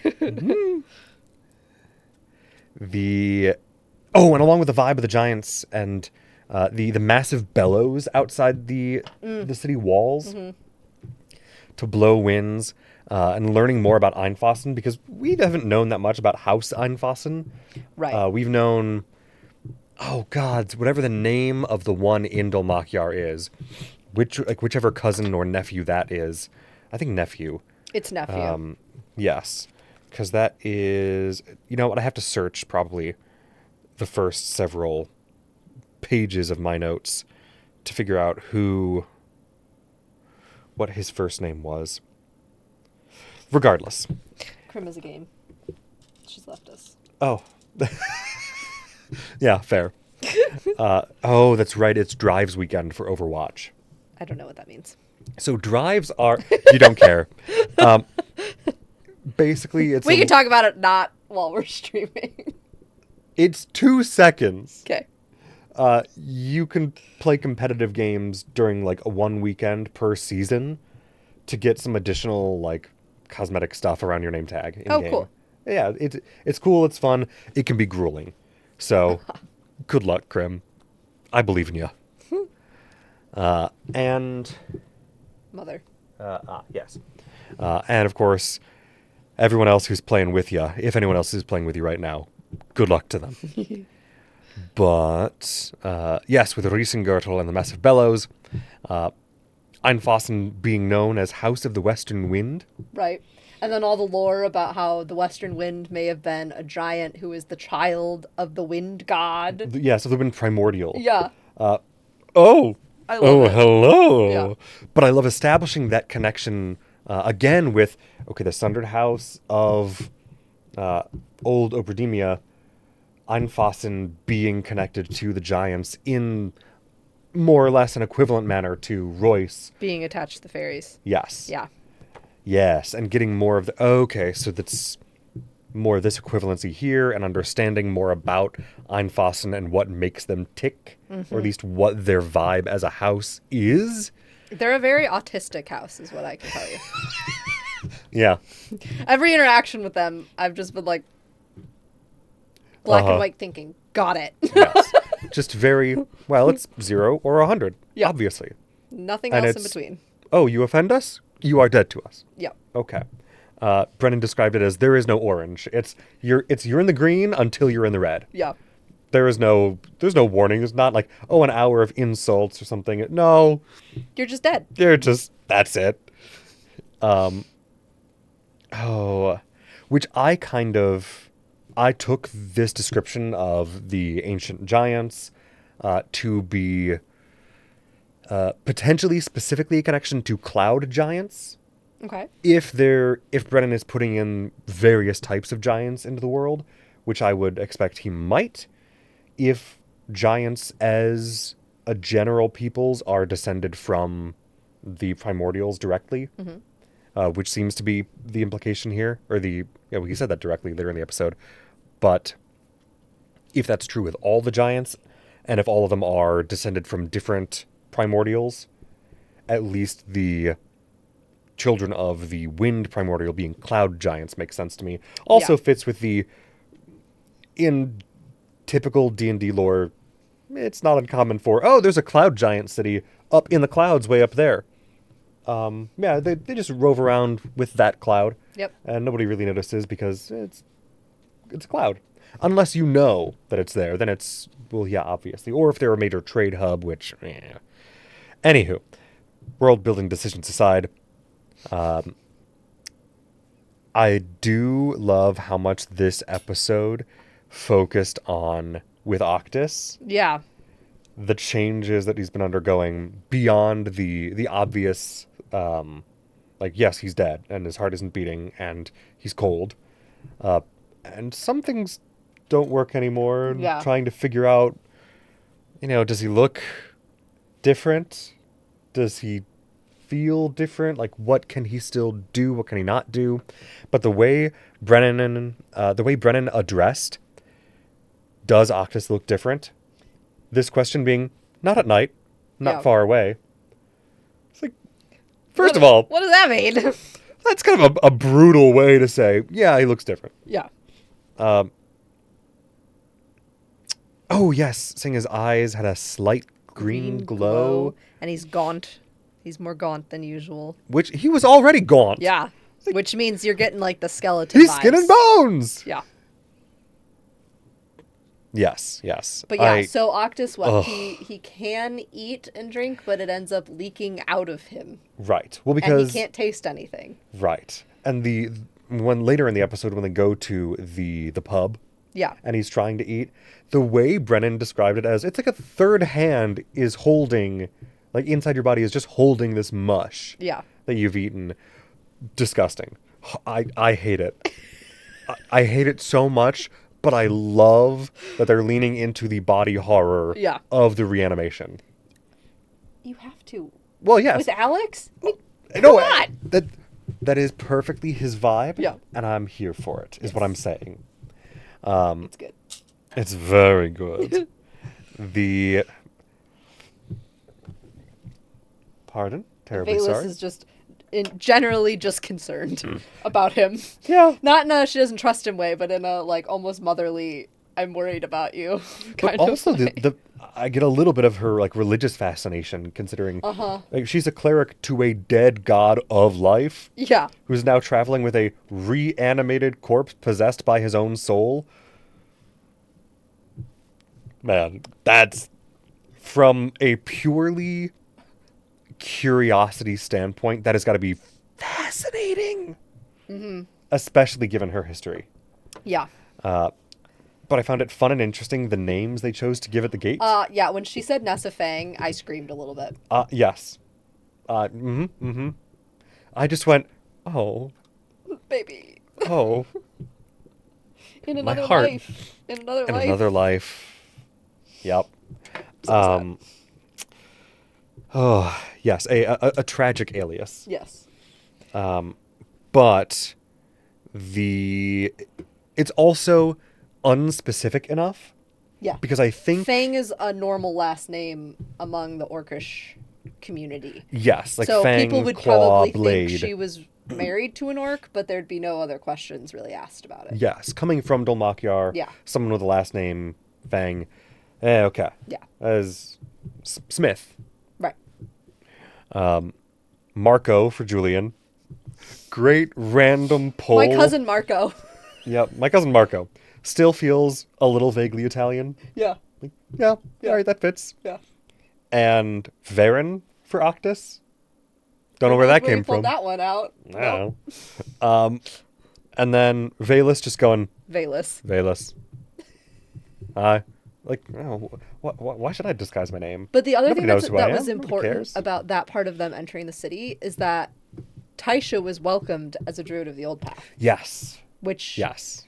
in the soldiers' world, there has not been a lot of welcoming to Old Path and fairy tradition. No. And so the fact that she's welcome into Einfossen as not just Aloy, but as a druid of the Old Path, I think is an important distinction between the cultures that the soldiers' table and the seekers' tables are dealing with right now. Yes, especially given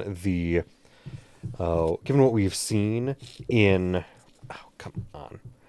in Timony, with the Halovar influence being heavy on the anti-fairy Yeah. propaganda, it at least immediately for me reads as, yeah, Halovar doesn't have as big influence here as they do in Timony, so there's less of that. Yeah. Granted, they still have a presence, but they're Right. they're one of the Sundered houses. They have a presence, and less of the Candescent Creed They're not taking over earldoms. has a presence here, Yeah. which is also The house is not trying to step on each other's toes too much. yes, it's Because interesting. Timony doesn't have a but Sundered understandable. house. Yes, They're their own kingdom. and specifically, Timony broke away under King Gus. Yeah. A few of the other things with Octus, just to kind of get them out of the way, that are kind of mechanical. Lay on hands works, but it only brings him back to the state he was in when he died, or like when he first became undead. And mending works better, but is the same thing where it can. Well, no, because the mending, It fixed him, but it left scars and stuff. yes, Yeah. so it did, but it did a better job at actually like improving or repairing the damage that was done to him, Right. in Than the lay on moment hands of did. death. Which is interesting because mending is for like it's for mending clothes or a cloak or a leather wineskin. something. Right. Yes, or And- pieces of stone or Right. wood. But so Taisha's used that on Octus and it worked better than Yep. Baelis's lay on hands healing did. Which I will say, I always love when a Bria goes rules lawyer Yeah. for good, which Brennan has at times referred to her as public defender Eingar for that reason. When she goes, no, the rules as written say this, therefore we can try this bullshit because the rules imply Yep. that it must be the case. Yeah. And using the I fact love that. And using the fact that the rules specifically call out, or the spell itself for mending calls out a wineskin. Well, it's formerly living material, therefore it should work on other formerly living And material. Brendan's just smiling. He's not even attempting to fight her on it. No! He's just like, all right. Yeah, fuck it. That makes sense. All right. And then she rolled a nat 20 medical check. Yeah.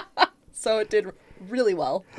Yes. Which I love in that moment. And again, we're jumping way ahead here.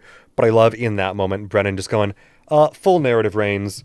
What happens? Yeah, here. Have fun. Have fun. You've earned it. Let's see. What do I have here? And Lux Tamra, yes. who is actually Enmity, yes. Tyranny's sister. Which I didn't. That was not my first suspicion at all. That she was a fellow aspirant. Yeah. Or one of Tyranny's sisters. My brain fully just went, what is this Lux doing? Yeah.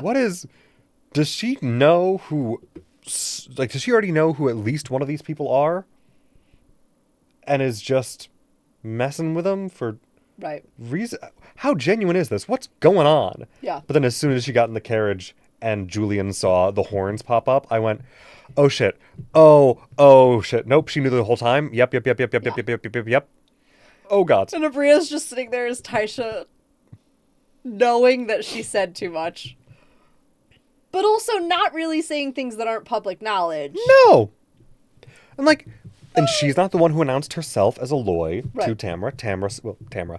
And Mindy said it first. Yeah. Went, are you a Loy? And just, well, there's no point lying about it. Yeah. And I think in the cooldown, Abria mentioned, like, you know, Taisha's a Nepo baby who grew up to try to be Mother Teresa and whose chosen profession also earned her a bunch of status. Yeah. So, like, no, she would have no reason to lie about anything like that. Yeah. And in fact, that's part of why she's probably bad at lying.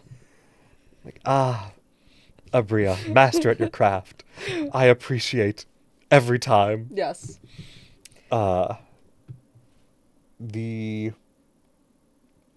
Sorry, as part of that, there was one,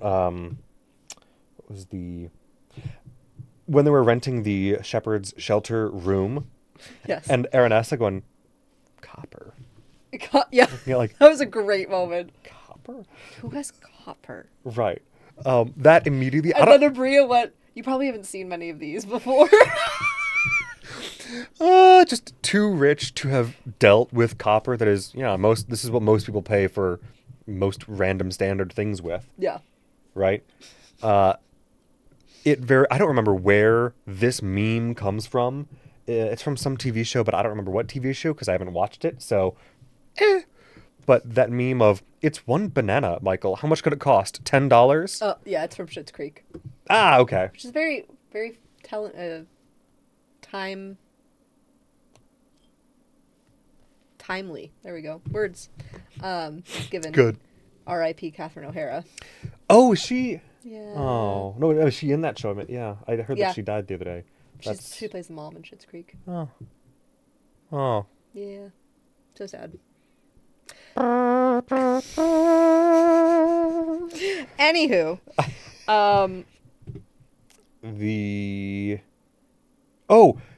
How the two of them, Valus and Octus, don't need to sleep.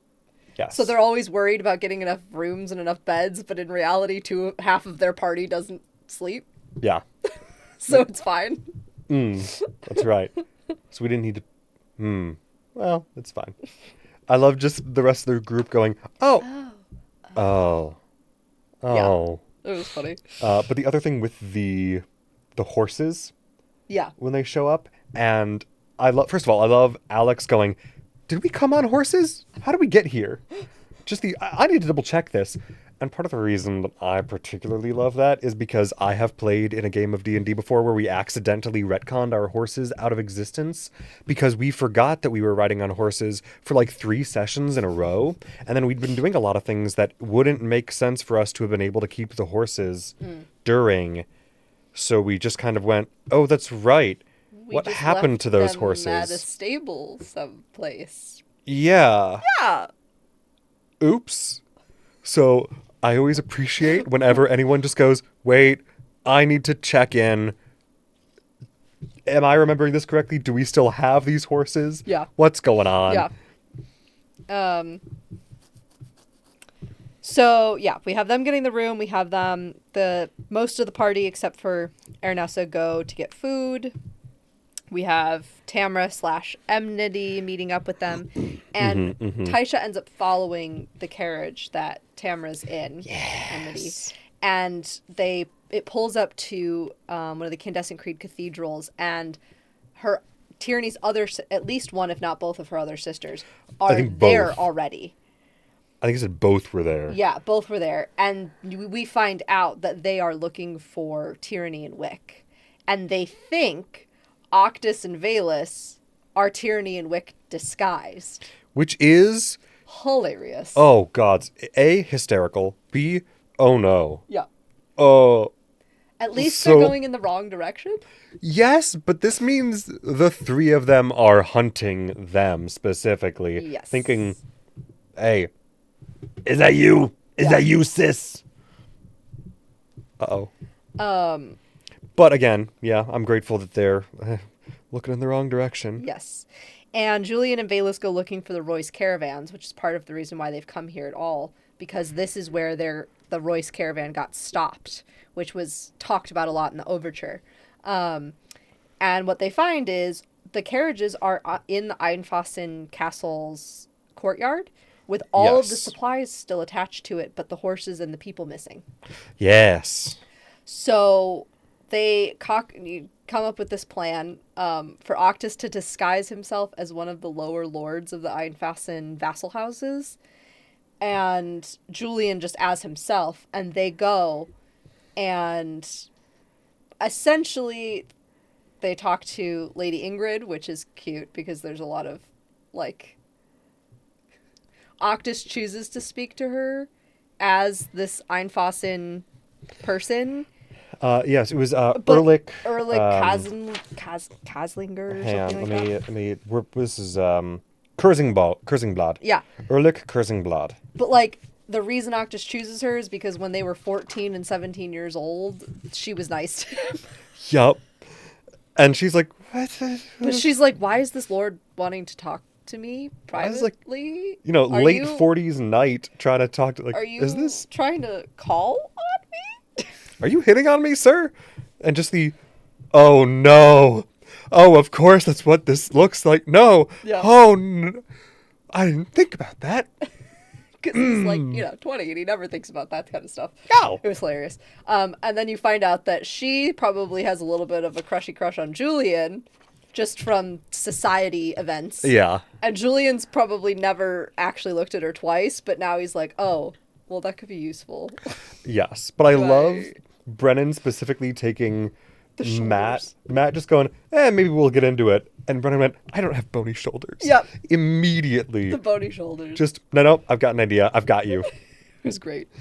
Sorry. Random shit. Yeah. Before we get back to this, because this is big. A, sourdough smelling beer. Crazy work. Love it. Because also, that's kind of what all beer smells like to me. So, A+ work. We talked about that. There is... We talked about the body horror. Oh, the small discomforts regarding Octus's current form. Yeah. And current existence that are just... There's just so much in just the everyday. Like, that kind of sucks. Yeah. That I really enjoy. Yeah. We talked about enmity, the moment cruelty, between him and agony Ernessa there. was really sweet. Yes. He goes back to the room to try to stitch himself back up and tells her to turn around and everything. And she's like, don't be ashamed in front of me, essentially. She's like, what you are essentially is a miracle and you have nothing to be embarrassed about. And so he still, turns around to deal with it privately, but she plays him music on her little thumb piano. Which was because his So his cute. hearing senses still work, even if he can't taste food anymore or anything like that. It was a very sweet moment. Yes, I Yeah. love the, well, you can still hear music, still enjoy that at least. There's something for you, bud. Yeah. The, oh, the number of times that Ashley rolls poorly in stealth, it needs to be studied. It's hilarious. Here's the thing, and Matt references this. Ashley consistently rolls bad stealth every campaign. It doesn't matter. She often rolls poorly on stealth. And now, oh God, did I just? Ah! Screw it. Sure, it's fine. I'm sure it's fine. I'm sure it's fine. Are you? Hang on. No, that's fine. I think. Yes, no, it's good. We're good. Sorry. Knitting panic while talking. If I just stop here at an even number, we're fine. In campaign 1, Pike, gnome, smaller character, but always wearing heavy armor. Yeah.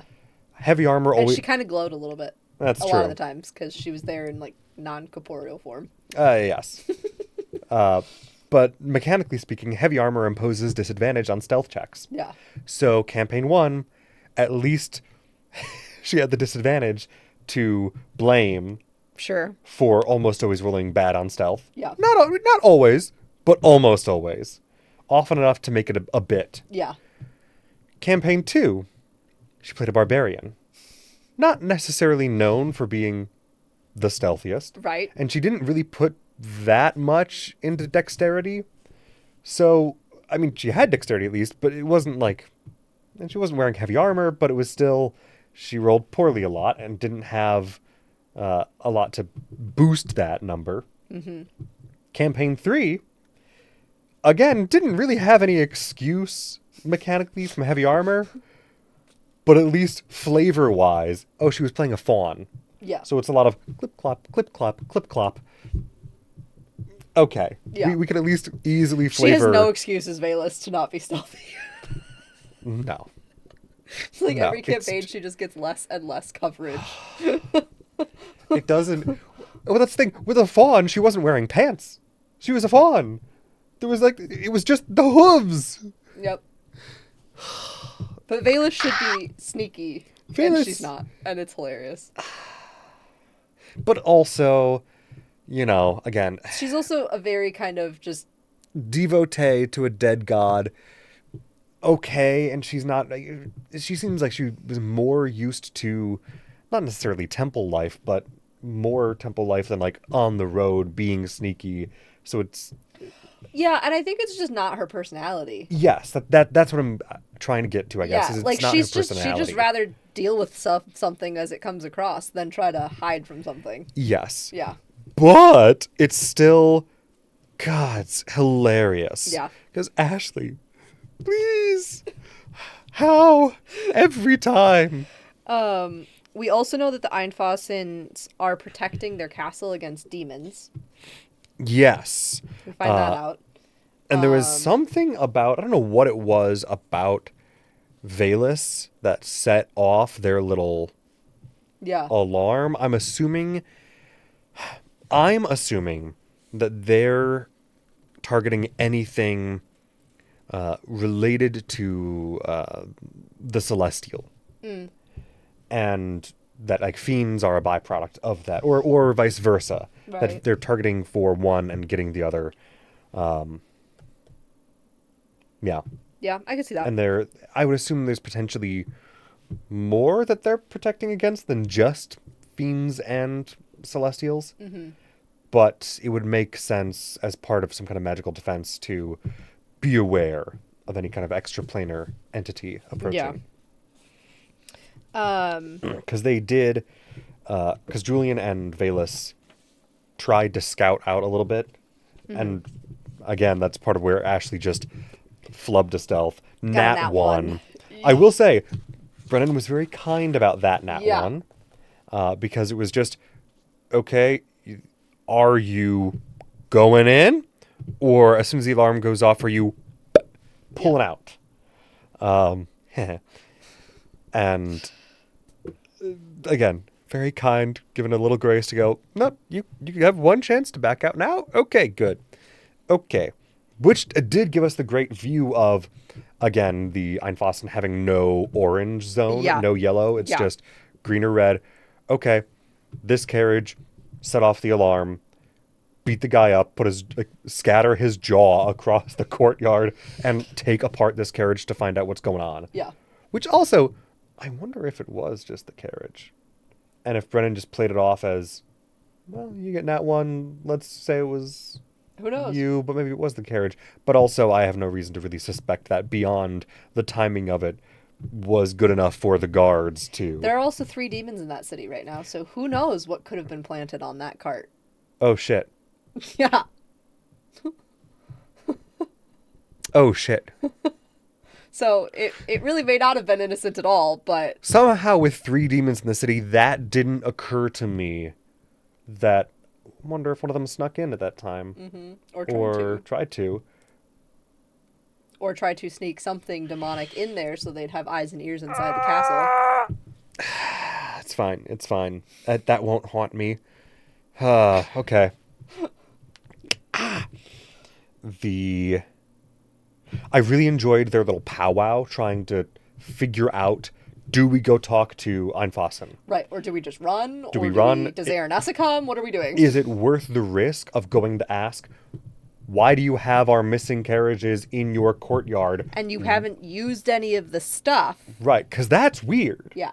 And I appreciate Brennan, again, trying desperately not to, like, DMPC his way Yeah. through things of, like, well, you turn to my character that I'm playing as the one who knows things to make the decision here, but going, no. I'm just gonna, let's talk through it. Yeah. Why is this? Why is that? Because I want you guys to make the decisions, and, you know, that is how it works out. Right. But I appreciate just the way he's like, no, let's loop this around. Aranessa is not, in fact, all-knowing. No, and So- she's not willing to be necessarily the decision maker No. on this. Yeah. When we're all in this. Yeah. Yeah. But yes, because the risk reward. Mm-hmm. Mm-hmm. Do we reveal that Aranessa survived a slaughter? Yeah. If Einfassen knows and is allied with Taconis? Right. Which is what they eventually end up, is how they end up with Octus in Disguise Self and Julian going in Yes. first, test the waters, see what's going on. And what they are told is that the House Einfassen received a letter from House Royce, from Julian's dad, apparently. Yes, yeah. From General Raymond. Raymond Divino, supposedly. Right, saying that there's a traitor in the midst of those caravans, and to arrest all of the men-at-arms and staff that were with the carriages and impound them, and they would be back to deal with it at some point. And so the Einfassen did, though they thought it was odd, because it was like Aranessa and Julian had just left the city. Yeah, so like why would you send word when you left like yesterday Right. to impound the carriages that are arriving tomorrow or in a day or two when you could weird, Right. but fine. It has the official seal. Okay. It does, but it doesn't, because when Julian looks at it, he goes, that seal is incorrect, or it's Yep. broken, or whatever. And The forgery of the seal itself is yeah, what gives him away? though it was kind of tragic, oh well, you spent so long partying and drinking. You When was don't the know last your time? father's handwriting anymore. As somebody who tattoos her loved one's handwriting onto her body, that like was painful. Yeah. Yeah, I was like, Kara's gonna have fun with that. Yeah. Oh. Yeah. And so Julian essentially calls out that, no, that's a forgery. And also, my dad's dead, and here's his gauntlet to prove it. Big swing. Yeah. Big swing. Yeah. But it worked so given far. and given the direction that conversation was going, it kind of feels like one of the only viable paths forward without going full cloak and dagger. Right. Yeah. Pardon. That, like, okay, you open with honesty. You got to give enough honesty. And especially with the, again, very black and white thinking that The Einfossen clearly displays. Yeah. All right, we have to give enough and just trust in this moment because we're already making the decision to be here at all. That's dangerous in its own right. Yeah. All right, In let's the give it a midst shot. of this, Lady Ingrid, who's Lord Anfeissen's daughter, sends her handmaid to go get the letter, not realizing that her father was already on his way with it. And then they go, oh crap, where's the handmaiden? What is she doing? Because she should be back with this group. Which, again, props to Alex for just trying to keep track of Yeah. everything. Yeah. And just wait a minute. Is that handmaid still here? Did she get back yet? Yeah. No role necessary. No, Nope. hey, would somebody please check this? Or no hinting, just she's not back yet. Yeah. That's weird. Oh, shit. So, yeah, essentially, they convince Lord Einfossen that weird shit's going down. They do figure out that the handmaiden's a traitor. She sent a letter Yep. up through the aviary. We don't know what it was. We don't know what it said and we don't know to whom. She's sending it. And part of my frustration with this is Lord Otto Einfossen killed the handmaid Greta immediately upon finding out that she sent a letter without authorization. Yes. Did not question at all. No. Who did you send the letter to? So what did the that- missive say? That combined with Taisha's feeling at the end of the episode, it makes me wonder. I don't think they are out and out betrayers yet. I think there's the possibility for that. I think there's also the possibility that they're just trying to figure out what the fuck is going on and they're covering their asses in the meantime. But you would still. But they were very forceful. So the girls, Ernessa, Taisha, and Velas were all at girl brunch. Very awkward, Yes. coffee-centric There was a girl lot of brunch. swallowing. Yeah. So much swallowing. So much swallowing. Which I love. Whilst- Alex immediately going, I have to be Laura Bailey in this moment. We got to cut that. Yeah. Hang on, guys. So they were doing that in the marketplace while Julian and Noctis were inside the castle alone. And Lord Einfossen says, no, bring Lady Ernessa, bring your friends. We need to talk this out. We need to figure out what's going on. Yes. And Octis works his way around back to the group in such a way where he looks like just a commoner. He doesn't look like the Einfossen Lord anymore. He doesn't look like, him, because he looks like a Taconis in day-to-day life. Yeah. And that would have been weird. And they try to, set him free, kind of, because they're working off of the group's oh, no, he's just a hired hand, and if we're not going to continue going towards Venatus, we'll just let him go and meet up with him later. That should be fine, right? He's not one of our people. He's not part of our group. And the Einfossen troops that came with Julian to pick up the ladies were like, no, he has to come with. We're extending our hospitality, but in a very, you're not allowed to say no. Yes, it's Kind of way. all of your companions are invited to join. Yeah. And then eventually saying, none of your companions are permitted to decline. Yeah. And so they end up back in the courtyard, and Taisha just rolls and and sees Lady Ingrid is crying up in a window, but we don't know why. Which, I mean, immediately understandable because her handmaid just died and she's like, oh, gods. Right. But also, it doesn't add to the vibe well. Right. And they're all just surrounded by soldiers, because the soldiers are also ringing the courtyard, as well as the ones that brought them from the marketplace. So we're left on this cliffhanger of the Einfossens aren't outright traitors to the House of Royce, as we know of yet. They might be allies, who are just kind of harsh because that's just who they are. They might be in bed with the Taconises, even outside of Dolmakir. We just don't know yet. Right, because they seemed genuinely surprised enough. Learning that the Royces and Devinoses were attacked. Yes. And so I'm I would not be surprised if they were genuinely on the outs of that information and did not have any idea that this was going to happen. But Yeah. given how much... There's only so far their hospitality can extend in this situation. Right? Yeah. Okay. We're taking in the fleeing survivor of a mostly slaughtered house And her knight. and her knight. Taisha Loy. Yeah. Yeah, Taisha Loy, of all people. A random ass elf dressed in religious garb. Uh-huh.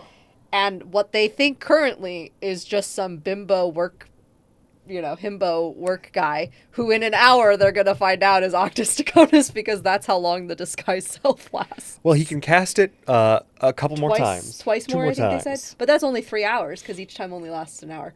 So in under 4 hours, they're going to find out that Octus Taconis is also in their walls and not dead. And whether or not they think he's dead would also be telling.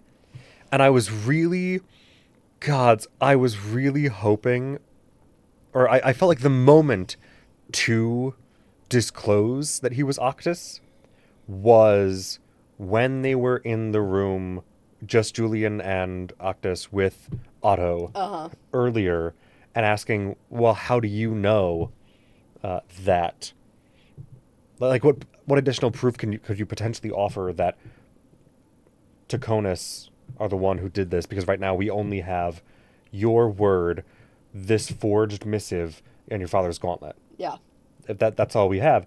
Adding at least the word of, no, I'm willing to go again, like speak against my house on this. They tried to kill me. They did kill me.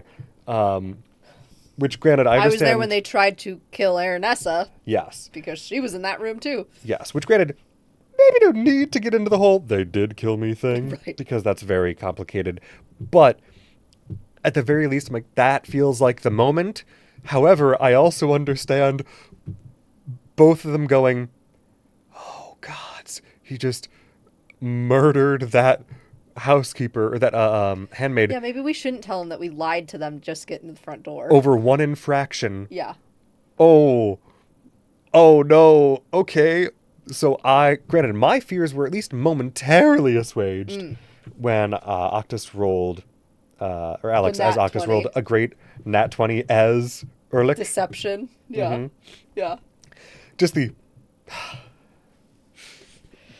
Luck of the dice. God, Luck of the dice. just the cursing blood. Yeah. You do our house proud. And he's like, yeah, I do. I do the house proud. Welcome. That's me. I'm just here to help. Yeah. Oh, well, gods. and just very briefly, between the time he is cursing Blad or whatever, Yes. and becoming the himbo worker dude, Yep. he sends an undead creature vulture after the bird that was sent with the letter. And they Googled how fast and how far a pigeon can fly in a day to figure out whether Carrier or not pigeon specifically. carrier pigeon specifically to figure out whether or not the vulture could catch up with the pigeon, like if it had to rest. Yeah, specifically that part, but also like, how But it fast are they? doesn't, so we don't think the vulture is going to actually catch it in time. No. Or if it does, it would truly be like, it needs to roll a nat 20. Yeah. And he didn't even have him roll for it this episode, Yeah. which makes me think either it's just not going to happen, or we'll address it next time. Right. Or Brennan will roll for it off screen, but that's generally not Brennan's style. Or I could also see it being okay, the vulture didn't catch the bird, but it did find it and follow it. And it can bring back Yes. information about where it was going. Yes, which would also be at least useful because we still Yeah. don't know who the bird was sent to. Right. Which is, again, so much of just the immediate, oh, I wanted to trust Einfassen. Yeah. No. Bad So vibes. we'll see. We'll see. There's bad vibes, but there's also logical reasons for the bad Right. vibes. It's just the... And of course, the episode that will likely explain this to us is already out. We just haven't watched it yet. yeah, probably. Ooh. But Yeah, that's what I'll be doing when I get home, probably. Nice. Yeah. Well, eventually, at some I- point tonight. I'm gonna go to karaoke. Oh, that's right. Have fun. Yes, but I have to drive into the Nice. city. Oh, yeah. Oh well, Eh, you'll be fine. we'll be fine. There's theoretically unmetered street parking on that block, Oh, nice. so we'll see if I can get parking there. but- Okay. Yeah, it's not too bad. No. Oh, yes, but with the pigeon, real quick. Yes. Because he said it was maybe like 100 miles to Dulmakyar, which is further than I was expecting, first of Yeah. all. But second of all, carrier pigeon can travel 60 miles an hour at cruising altitudes, Yes, and it and can go for hours. hundreds of miles a day. Yeah.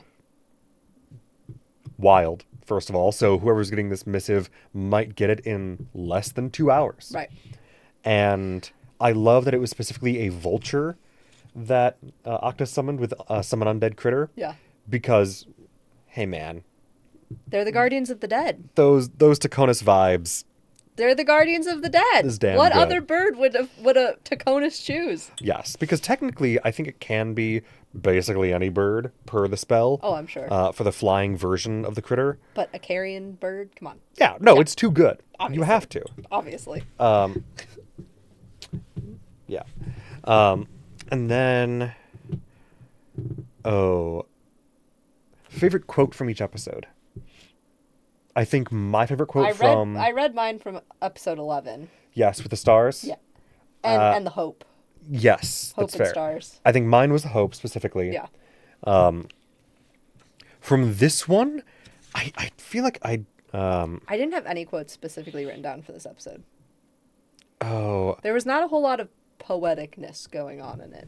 not Which is really typically around what the I write prose. But I did really. There was a lot of. I don't know. There was a lot of just little bits. I was like, "Ooh, I like this turn of phrase." Yeah. Or, Valus, of course, saying, "So you'll always have a hole."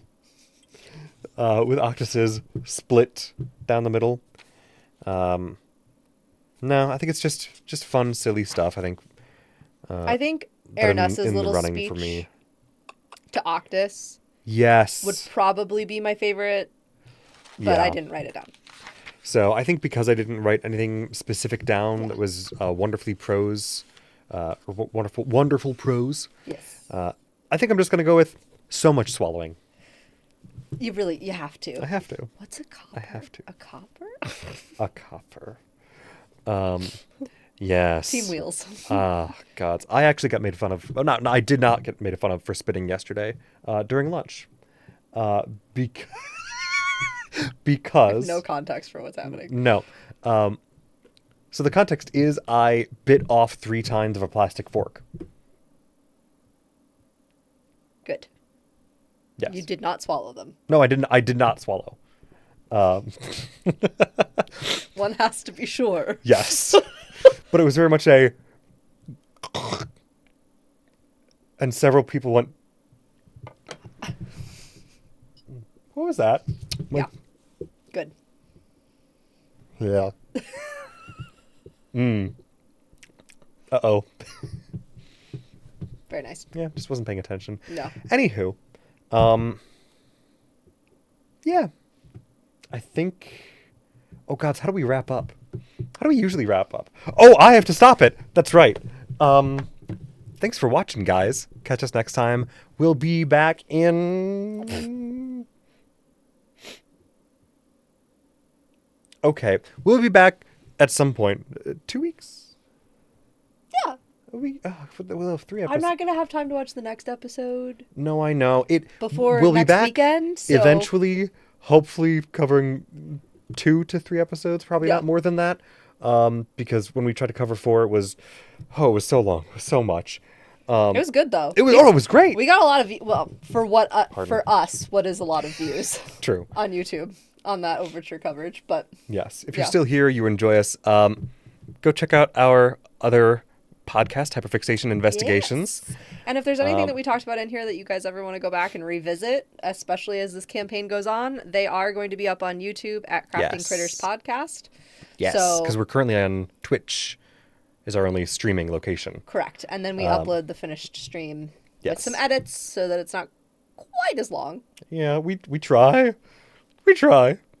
To our YouTube channel. Yes. And then, that's right. I want to go back and double check some of the comments from the last couple videos because I haven't done that in a while to catch up on if we've got any feedback worth mentioning I don't think so. or worth looking at. I don't think so. Well, again, I check them on a pretty regular basis. Okay. So you're checking. Yeah.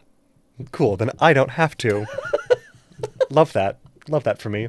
Thank you. But what I was gonna say regarding hyperfixation is you should do an episode on carrier pigeons because we have been so mean to those poor birds. We have. I do feel bad. I feel very bad for carrier pigeons. Yeah. I feel... We domesticated them and then we abandoned them. Yes. And now we don't like them being in our cities. Yes. They get... Now, I sometimes feel a similar pity for horses. Sure. To a far lesser extent, mind you, because horses are still, lauded and respected and prized. It's just now horses are more of a, you're kind of a cool art piece, like a cool pet to have to show off, but that's kind of most of what they're treated as, or like as a sport animal only, which I feel really bad for them for when, horses were such an integral part of human society for such a long time, for like various civilizations that I feel bad for them. Yeah. Going from everybody, if you got a horse, it was like, okay, you're good. You're good. You can get anywhere. To just, oh, you have a horse? Okay. Okay, there's a horse girl there. There's somebody who likes horse racing over here. Okay, sure. Or like, oh, you have a stables. Okay. Yeah. But it's rare. Yeah. But no, carrier pigeons, infinitely worse treatment, and I do feel bad for them. And I like that they're being used in this campaign for their intended purpose. Yeah, it's nice. But yeah. Anywho. That's about it from us. Thanks, guys. Josh has to get up and go now. Oh, I do. I've already mentioned that too. I know I refuse.